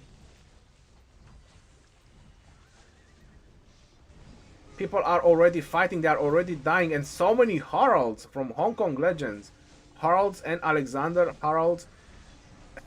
and Leonidas. That's probably because of his mobility capabilities. Because he has like 30% march speed, if I'm correct.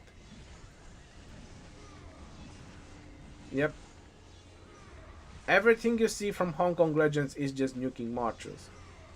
You don't see a Richard, you rarely see a Constantine for buffing purposes, a Constantine and John, but all you see from them is just nuking and skill damaging marches. They bring an Ethelflaed, I see plus, I see there with an Ethelflaed and John for buffing purposes, but pretty much everything else is just fast marches. And this Shrine of War is in danger? It definitely is.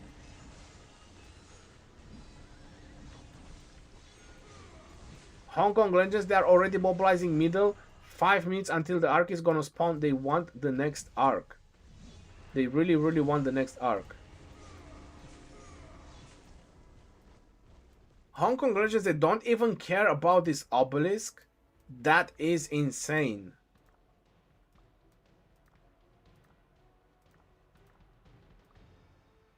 Will one AVG going to teleport over here and swarm cities?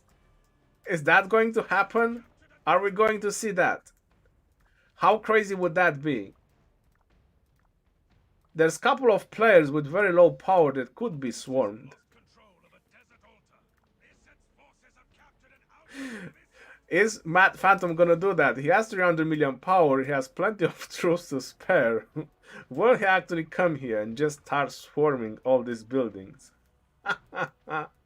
That's gonna be a very interesting and insane move.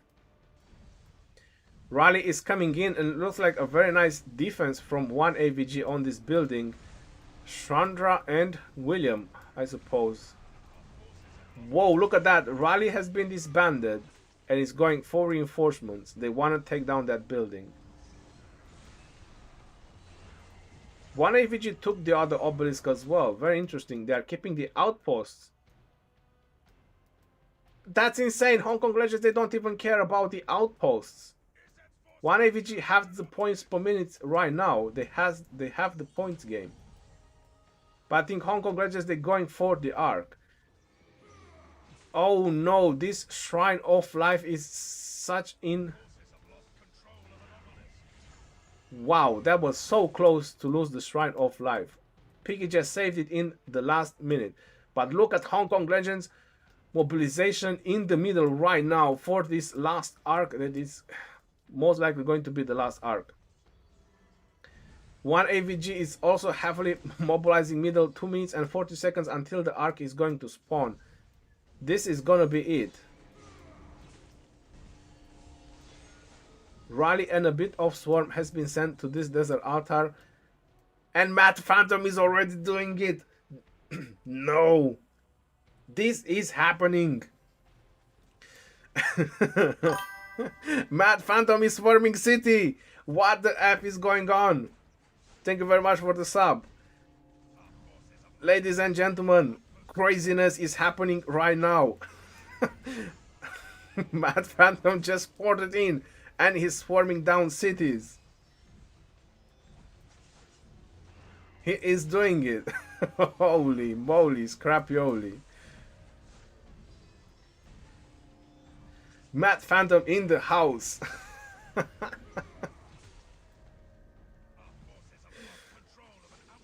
He needs to keep hitting the cities. If he wants this to succeed, yeah, he will be able to make people teleport. But he needs to keep hitting the cities. This has been the most crazy Ark of Osiris in the Osiris League history, ladies and gentlemen. One AVG versus Hong Kong Legends. 1 minute and 20 seconds until the Ark is going to spawn. Is there gonna be more one AVG members?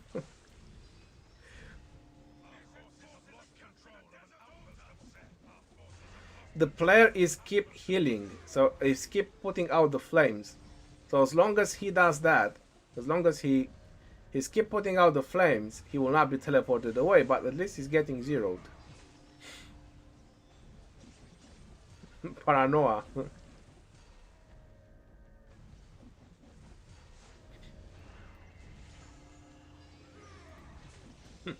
Very, very nice move by Mad Phantom over there. Taking the fight to them.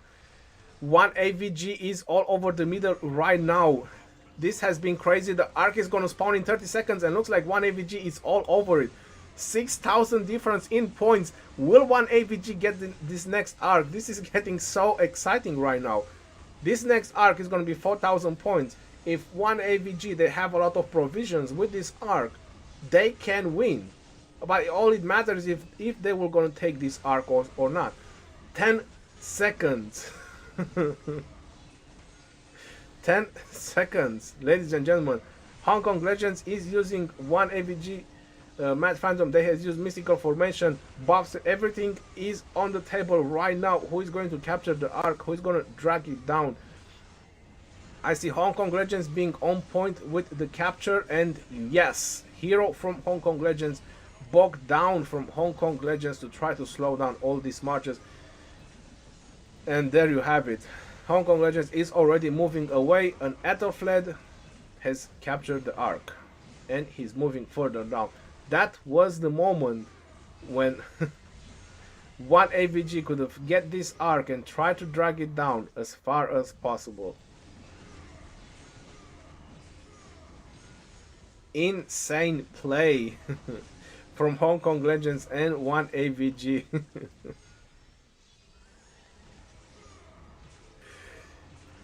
They lost control over the arc, but they have the numbers on the middle right now.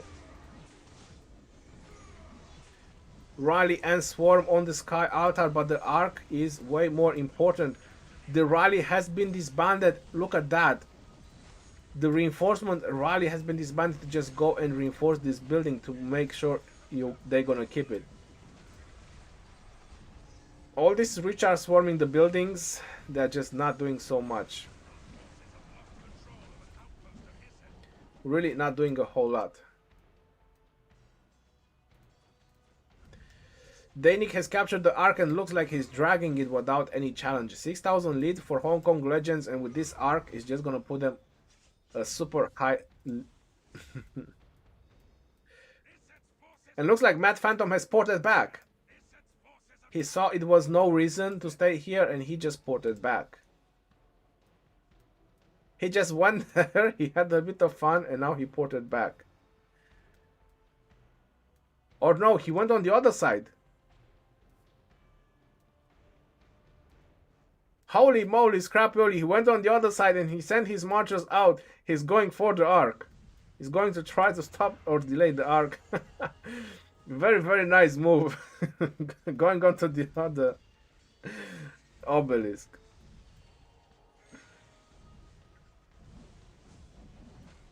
SNO is going to deliver the arc. VVTH is going to lose this Osiris League. Oh no. Yeah, that double C is going in. It's definitely going in. Yes. Danik has successfully escorted the Ark of Osiris. That was it. 10,000 lead for Hong Kong Legends. 5 minutes left of the game.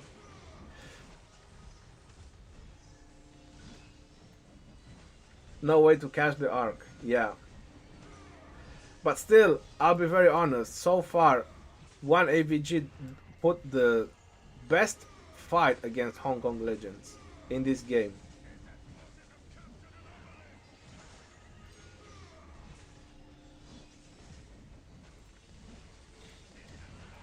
Crazy, crazy play. Don't forget to drop a like on the stream. It looks like Hong Kong Legends is heavily mobilizing, and they go straight for this desert altar to cause even more points disruption. Rally is going in. The second rally is being disbanded and it's going for reinforcements.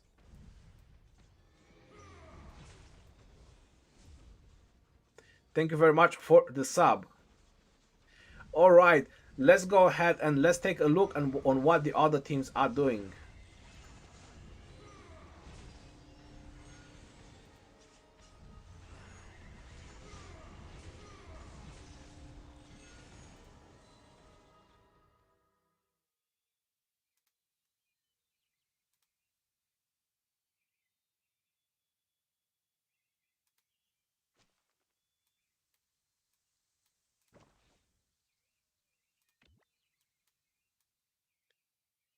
Ladies and gentlemen, looks like JWM is winning versus 411S. Kingdom 374 is also winning versus Dream League. And NSO is winning versus BBTH. This is very exciting. Nobody expected SNO, the Frozen Empire, to win this. Let's take a quick sneak peek over here. What is happening? 4 minutes, there's not going to be any arc. This is a super close game. Someone said that SNO is delivering the arc. There's no arc. This is literally a points per minute game right now between the Frozen Empire and BBTH. This is as close as a game as it can get. 3 minutes left of the game. 500, 700 points in favor of the Frozen Empire. Look at that. There is no arc. Every single points matter, and it looks like provisions are going in. Provisions are going in for BBTH, and they are taking the lead. Who said that the Frozen Empire is winning if they don't have provisions right now? They are toast. More provisions going in from BBTH. This is insane.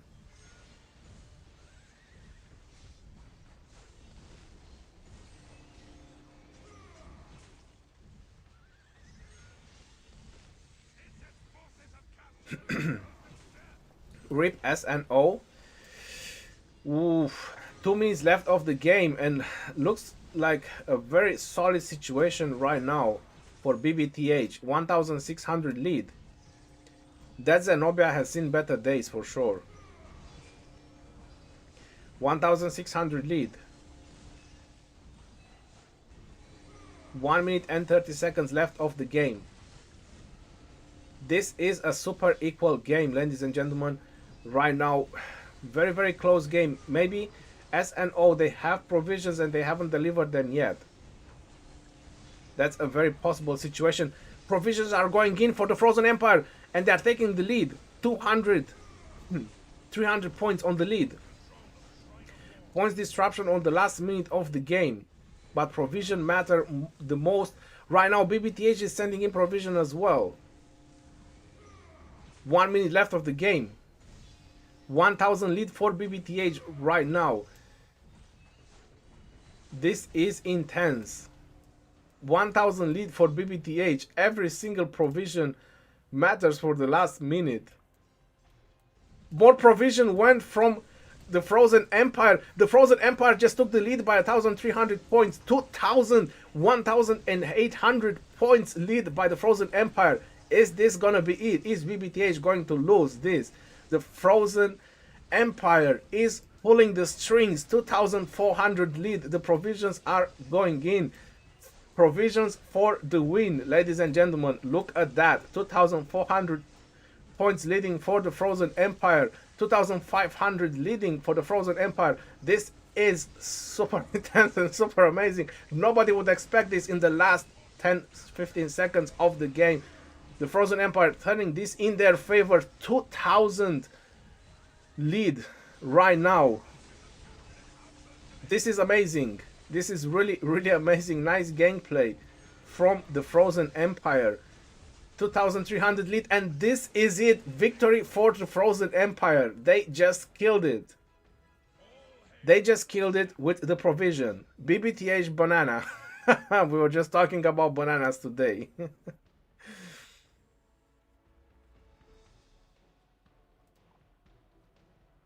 Look at the provision scores. This is insane. 9500 for BBTA, 7800 for the Frozen Empire. Wow. Just wow. The Frozen Empire done better on the occupation score, causing more points disruption for BBTH. And the arc, the second arc. GG for the Frozen Empire, beating BBTH, a very powerful team in the Osiris League. That was very impressive.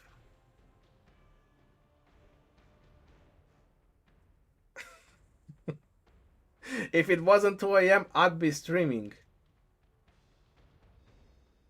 With 29 players? No, that's teleports, Majed. That's teleports. GG for the. I didn't even bet on them because I said they have no chance of winning against BBTH. So many turn of events on this round of 16, ladies and gentlemen. And what happened on Hong Kong Legends versus 1 AVG? Looks like, yes, 8,000 difference. But still, like I said, 1 AVG gave Hong Kong Legends the best game. This was Hong Kong Legends' hardest game so far in this Osiris League. I was not expecting 1 AVG to put so much pressure on Hong Kong Legends. 8,000 difference. I could almost say that Hong Kong Legends struggled for the first 20-25 minutes of the game. And only later on, they started to get back on their A game. They're starting to get the points difference. Very, very nice game for 1 AVG. They lost and they are disqualified from the Osiris League, but that was a game to remember from 1 AVG.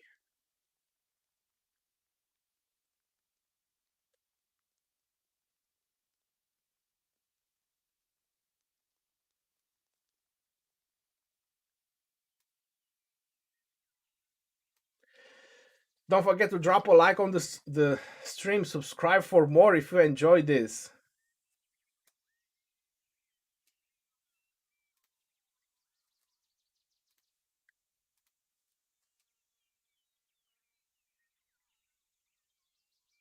Well, 1 AVG they lost and they are out of the Osiris League. This is what I was saying.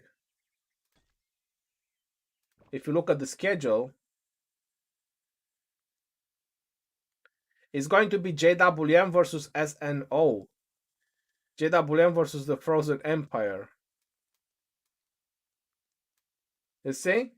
They are grayed out. This is what I'm saying, they are disqualified. The round of 16. It was a crazy day. It was an amazing day. I did not expect all this to happen. I did not expect 1 AVG to play so well against Hong Kong Legends. And now it's going to be at 15 UTC. We're going to have Overlords versus Hong Kong Legends. Probably one of the most awaited games to see. Overlords versus Hong Kong Legends. How crazy this game is going to be. Intense. Rose versus UCS. This is going to be the two games I'm going to stream next Sunday. So if you want to tune in for these two amazing and super crazy games next Sunday, make sure you subscribe and turn on the notification bell because it's going to happen 13 and 15 UTC. Rose versus UCS, Overlords versus Hong Kong Legends. It's a done deal. That's going to be the games.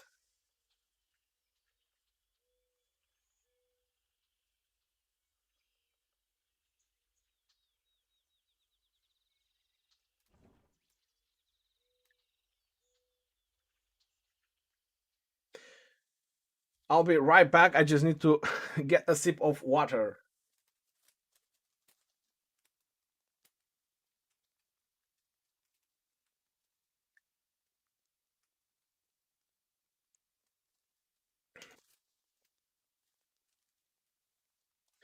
Three hours of intensity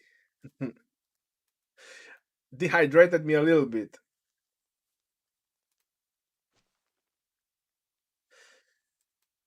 All right. So I lost. I lost. I didn't bet. Could have made some coins from SNO as well. Thank you very much for the sub, Michael.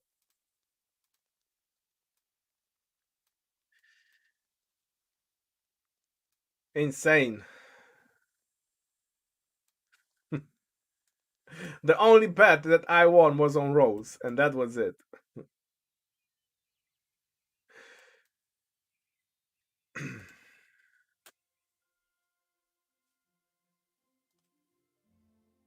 I'm dapping all on Rose next match. Iris then. Bro, this is gonna be insane. I mean, UCS they have played very, very well. Even against Rays. I mean, you can't really say UCS is not doing great. Their power is 3.4 billion, so not very high over Rose or compared to some of the other teams. They kind of beat everything, you know. it's hard to say, but Rose did beat 411k unexpected 4 billion team. Right, super unexpected they did it. So it's very possible they will win on the next one. I'm pretty sure the majority of people will go with power. They will bet on UCS. But I think Rose might just be the gem of the next bets.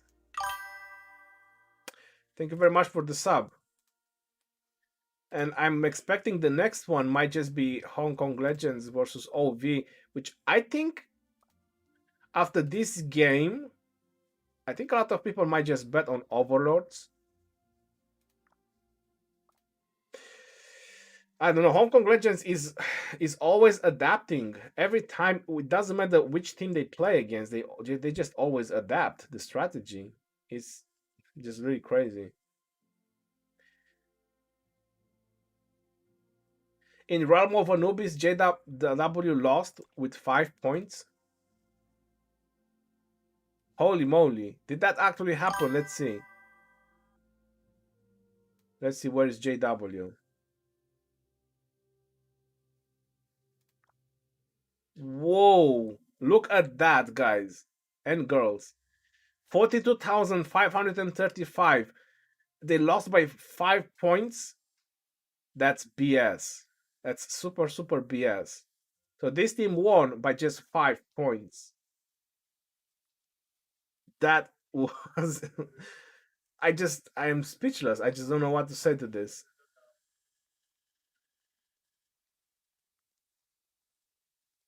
What can you say to this? I think I will bang my head into the wall if I would lose by 5 points. I know, right?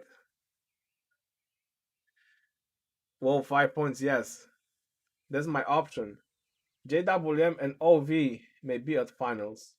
That's my options. I don't think Overlords have a chance against Hong Kong Legends, but they have. I mean, they have a chance. I'm just not sure they will win.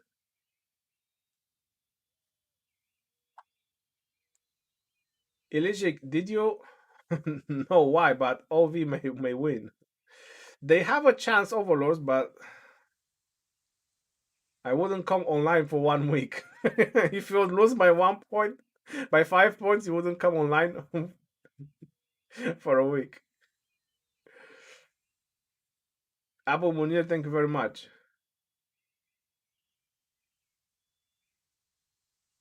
This is when you regret not taking care of outposts. Exactly, MD, you just pointed out.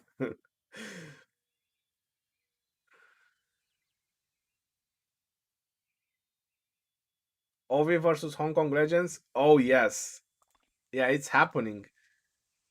Next Sunday is down. This is going down next Sunday. Overlord versus Hong Kong Legends. This is going to be the games. Rose versus UCS and Overlord versus Hong Kong Legends. That's going to be it.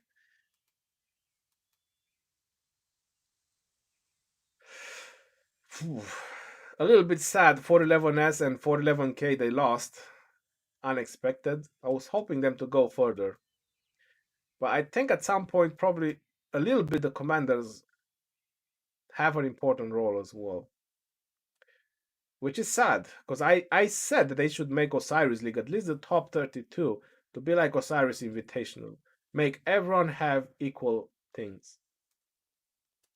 But in the end, all these teams that are, how to say, sponsoring the game, yeah, it's not looking good. So it is what it is.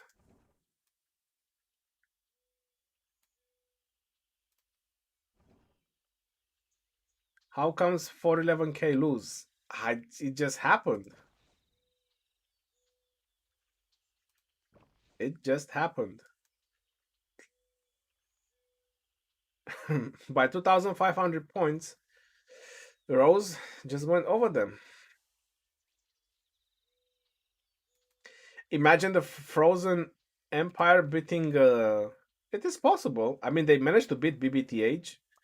I was not expecting BBTH to lose. They beat Eve. They beat Navi. They beat Rose, right? So BBTH beat Rose as well by 6,000 points. So nothing really close. And then the Frozen Empire, which lost by 411k, right? And 411k lost to Rose, and BBTH beat Rose. So how does this work? Nobody freaking knows. A lot of luck, a lot of RNG is involved, changes of tactics, players playing better, or you know, doing smart plays for the right time, the right moment. It's it's mind blowing sometimes, right?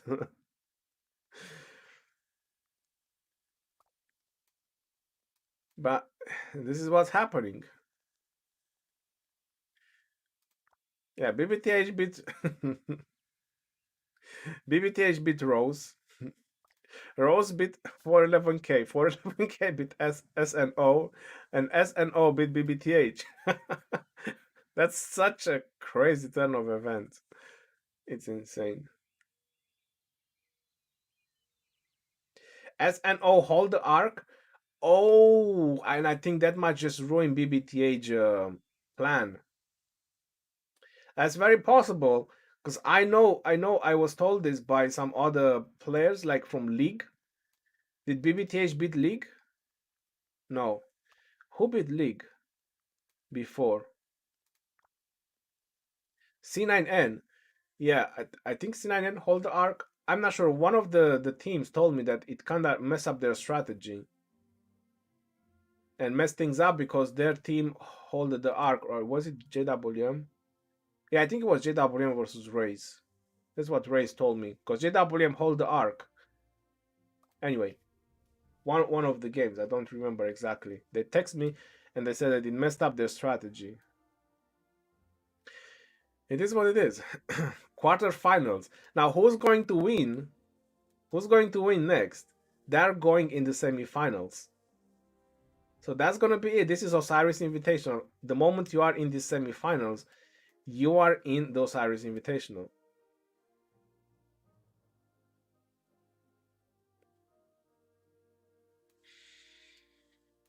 Yeah. Rose, an underdog team, will they get to the Osiris Invitational and then just prove their worth when they have all the commanders and enough troops and all that? SNO and Rose didn't have Zenobia when they lost. Well, I don't think BBTH had it either. So what's the difference? Rose is on Kingdom 239. They have all the commanders whenever they come out. So when they lost, they didn't have Zenobia, but BBTH didn't have it either. So it's pretty equal. I mean, BBTH they will never have it anytime soon because they are Kingdom 1399.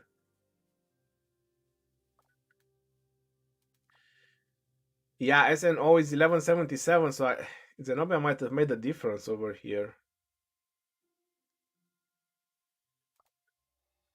Is it really commanders, like one commander playing such a huge difference? They make champion teams lose just because of some commanders. It's hard for me to believe that. But maybe that's the situation. I mean, I don't have Zenobia. I'm not in this situation to see how hard is it. If I would actually play against and see how hard the Zenobia goes down, then I could say, yeah, I could say that Zenobia is the shit. That's why they lost. I'm rich. I bet at everything on EB. You think UCS will win? It's tough. I mean, considering the hype Rose has right now, because they beat ex champions from the realm of Anubis. 411k is from the realm of Anubis. Will you stream next match? I'm not sure if I will stream next match. Maybe I will. Do you guys really want me to stream the next match? Because I'm killing Marauders anyway for the next couple of hours. You want to see boobs versus squad? Hong Kong Legends will win against OV. Believe in my lines. Yes, I think it can be a great game. All right, I'm gonna stream it.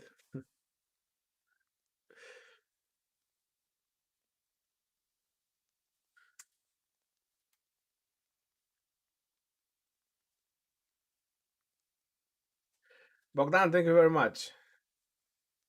We we are with you to the death. That's it.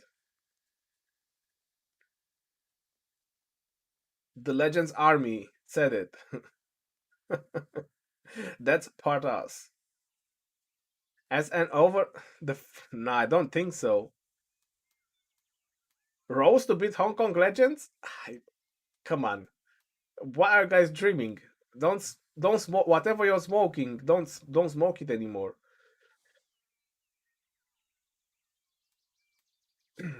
Yeah, Rose to get in semifinals, that's a very high possible chance.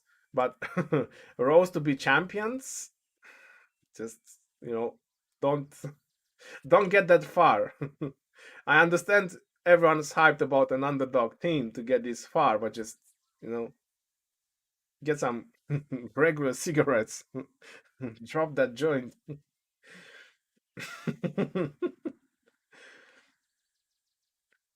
If Hong Kong Legends versus JWM comes in final, Hong Kong Legend will win. Would that be the second time? That would be the third time JWM gets to the final and lose, and that will be the second time Hong Kong Legends beats their ass in the final. That's honestly, that would be so bad. But still, I mean, getting 3 times in the final, that's not bad, even if you get second place, right? How many of us would want to just get that far, just get into the final? They are getting there, we don't. So still very far away.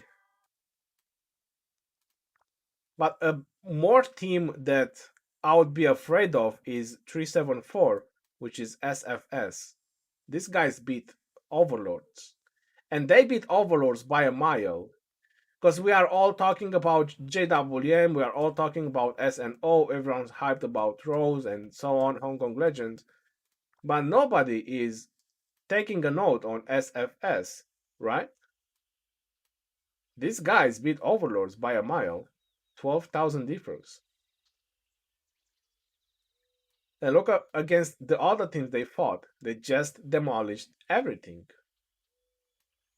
So I wouldn't just look so far, and just say the popular teams that everyone knows about, and might just want to look at some teams that nobody's talking about.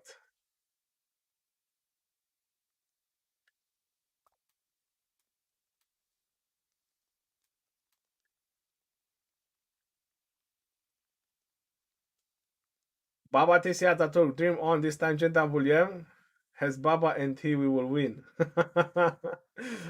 You never know. JWM might just be the new champions.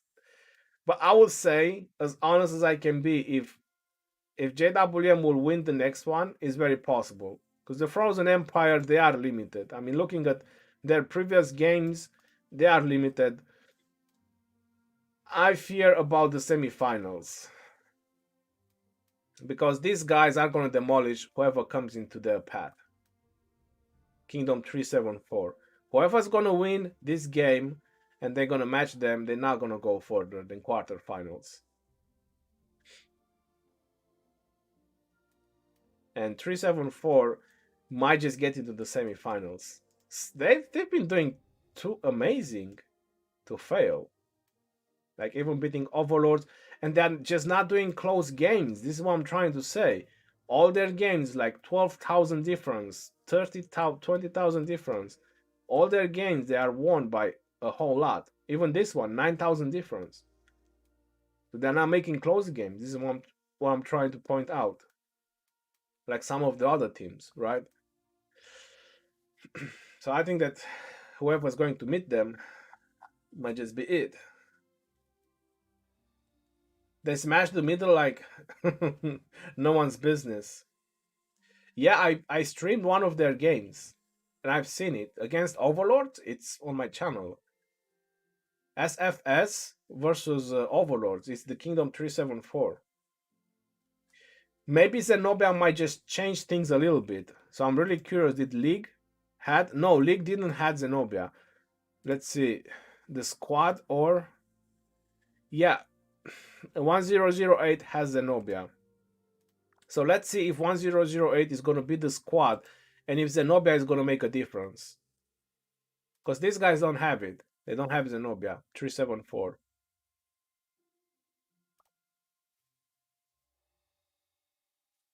Oh, we will will end like that was saying.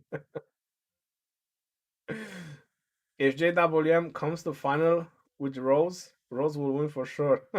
I I would wish Rose to get that far, but I just don't see how. Did Rays won? No, they didn't. Where were they? They were on the other side. No, UCS won.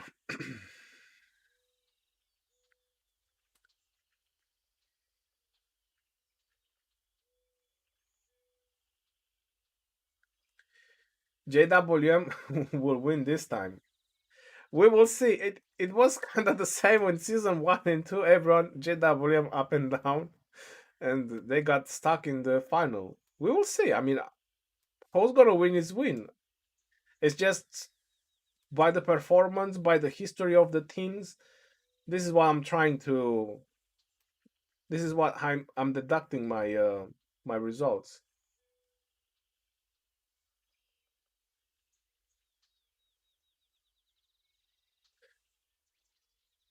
Kingdom 374 going for final. Hey, Matt Phantom, how you doing, buddy? Great game.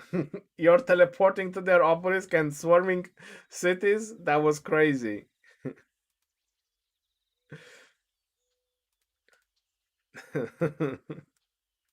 I was I streamed until the last 5 minutes.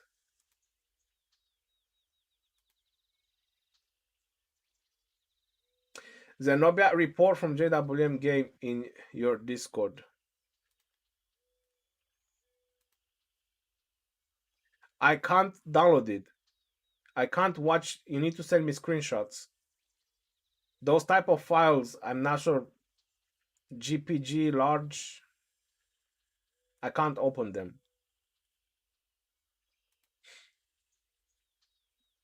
Well, I knew you like it, but it was to intercept the arc mostly. Well, they kind of had the game over on their side, so I knew that having a little bit of fun would not hurt, right? That was kind of the point.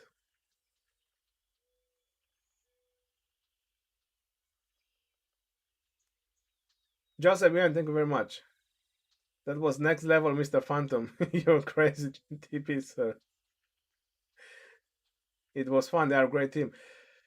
I just said on the live stream, you guys gave them the hardest game so far in the Osiris League. They never had a harder game. This was their hardest game. If you look on their previous wins, they demolished almost everything by a mile. So everything they met. But you guys gave them the hardest game. Just about 8,000 difference. Up to like 20 minutes into the game, Hong Kong Legends kind of struggled. But later on, they started to do their smart plays, and they just overcome.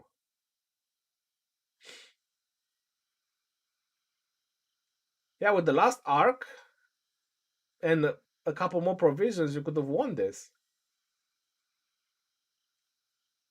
But they counter, they literally counter so well everything you guys were doing. Like even when you used fight to the death, they used fight to the death as well. Like it wasn't 5 seconds later and they used it. But it didn't even took them long, to realize that they need to use it.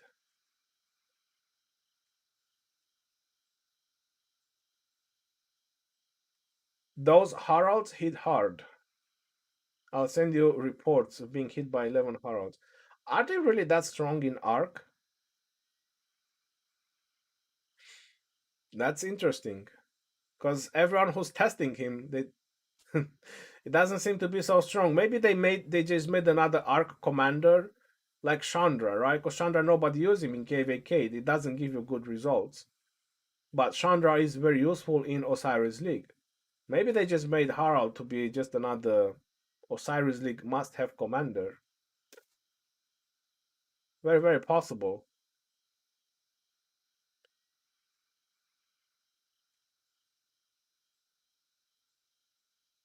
Yeah, they all using Alex Harald, and it's insane. I've seen Harald Leonidas and Harald Alexander.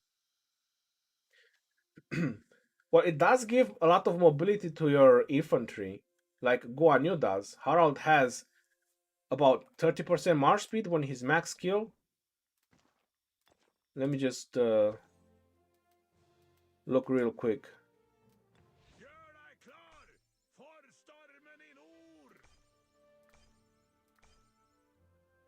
Yeah, yeah, no, just 10%. I thought it's 30%. Still, 10% march speed. So it gives quite a decent mobility to to your marchers.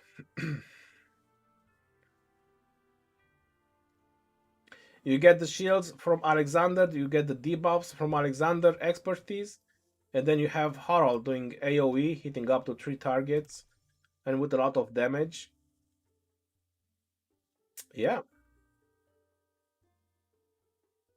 When swarmed, it's insane. I bet. With his expertise that he gains counter-attack damage dealt, plus on the amount of surroundings, yeah, he can cause some damage. We will see if it's gonna be the same in KVK. I think it might just be another Osiris League type of commander. Maybe with good equipment, it might just be it for KVK as well. You never know.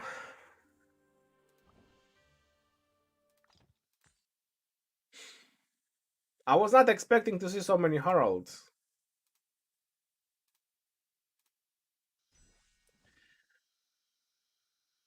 But that's not an issue excuse. They were very good. It was a pleasure playing them. It wasn't a very nice game. I can tell you that. The commanders made a difference. You guys had so many Reachers roaming around, they just don't do any damage. A Constantine and a Joan is good here and there for buffing, but too many Reachers. I haven't seen Hong Kong Legends using a Reacher since Seasons 2. How crazy is that? And they have Garrison's commanders. They have so many Garrison commanders. Like, even when they rally, they have a Garrison commander waiting on outside. When they were taking one of your building, they just put in Wises and Theodora. It was insane.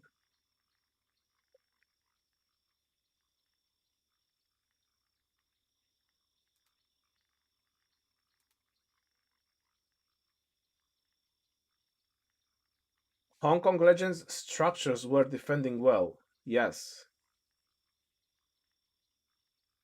Their overview is off the charts. We have only one Chandra and no Zenobia or Haralds.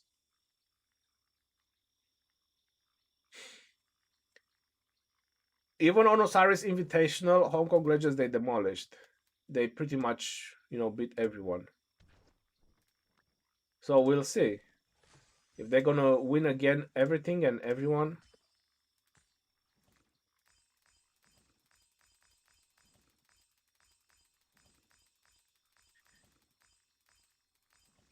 In 1 hour, level 4 passes will open Lost Kingdom 98. I bet there's gonna be some action over there. I don't deny it.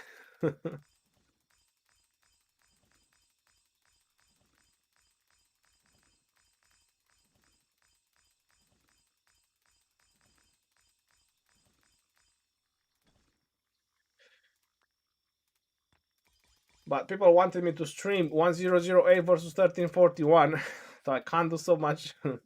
Go watch action in KVK and stream Osiris League.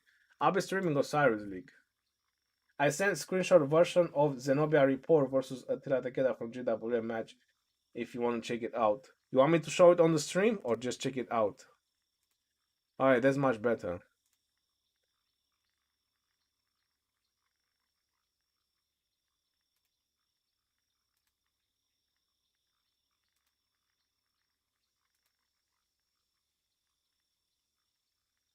Your call, not my report. Alright, let's just go ahead and let's just see a report from Zenobia. What do I have over here? Yeah, I can replace this picture. Or no, I don't want to replace that picture. Hold on. Yeah, I'm gonna replace this picture.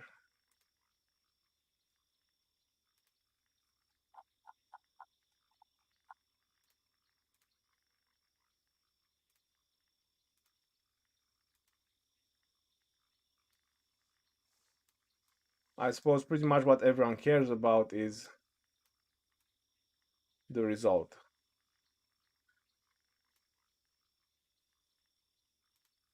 So this was JWM versus 411S, but again, this is no excuse. You can see that they had reinforcements. There was one reinforcement. You can tell by the amount of severely wounded with the slightly wounded and some heals. One reinforcement in the rally and 1.7. There was two reinforcements or two reinforcements in the building because the building anyway started with 1.1 million, so one reinforcement just brought the building back where it was supposed to be, and then it was another reinforcements later on, and the rally had the reinforcement, so that was pretty equal. I'm not sure if the rally was swarmed. It doesn't show over here. Oh, it was, you can see. Or wait, this is from the building perspective, so the building was swarmed. You can see the X's on the right down corner, so the building was swarmed as well. Most likely the rally. Anyway, the building done quite devastating to Attila Takeda, Zenobia and Constantine. Yeah, this is a good report. Zenobia is the hard counter for Attila.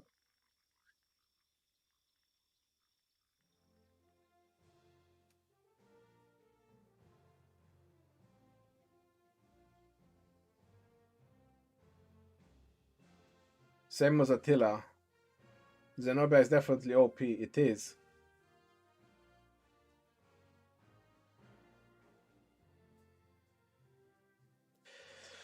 Well, what can I say? Nothing we can do about it.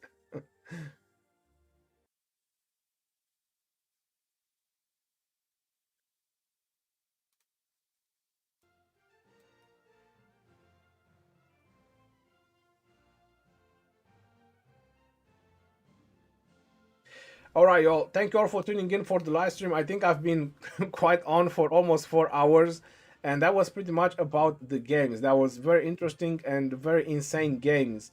I appreciate you all for being here with me, and I had an amazing time. I'm not gonna lie. The games were super amazing. All teams played as crazy as it can be. I want to give a couple of special shout outs. Victor, Breezy, Gelko Gaming, thank you very much for your donation. MF, I highly appreciate your big heart from you with your donation. Parthenon, always supporting me as well. Thank you very much for your donations. And Iligic, thank you very much as well for your donations and being here with me. Hope you all had a great time, because I definitely did. Until next time, this is your boy Legeroni signing off. Peace out, y'all, and take care. See you on the next one, and stay safe out there. See you later on the 1008 versus 1341. Boobs versus Squad. See you then.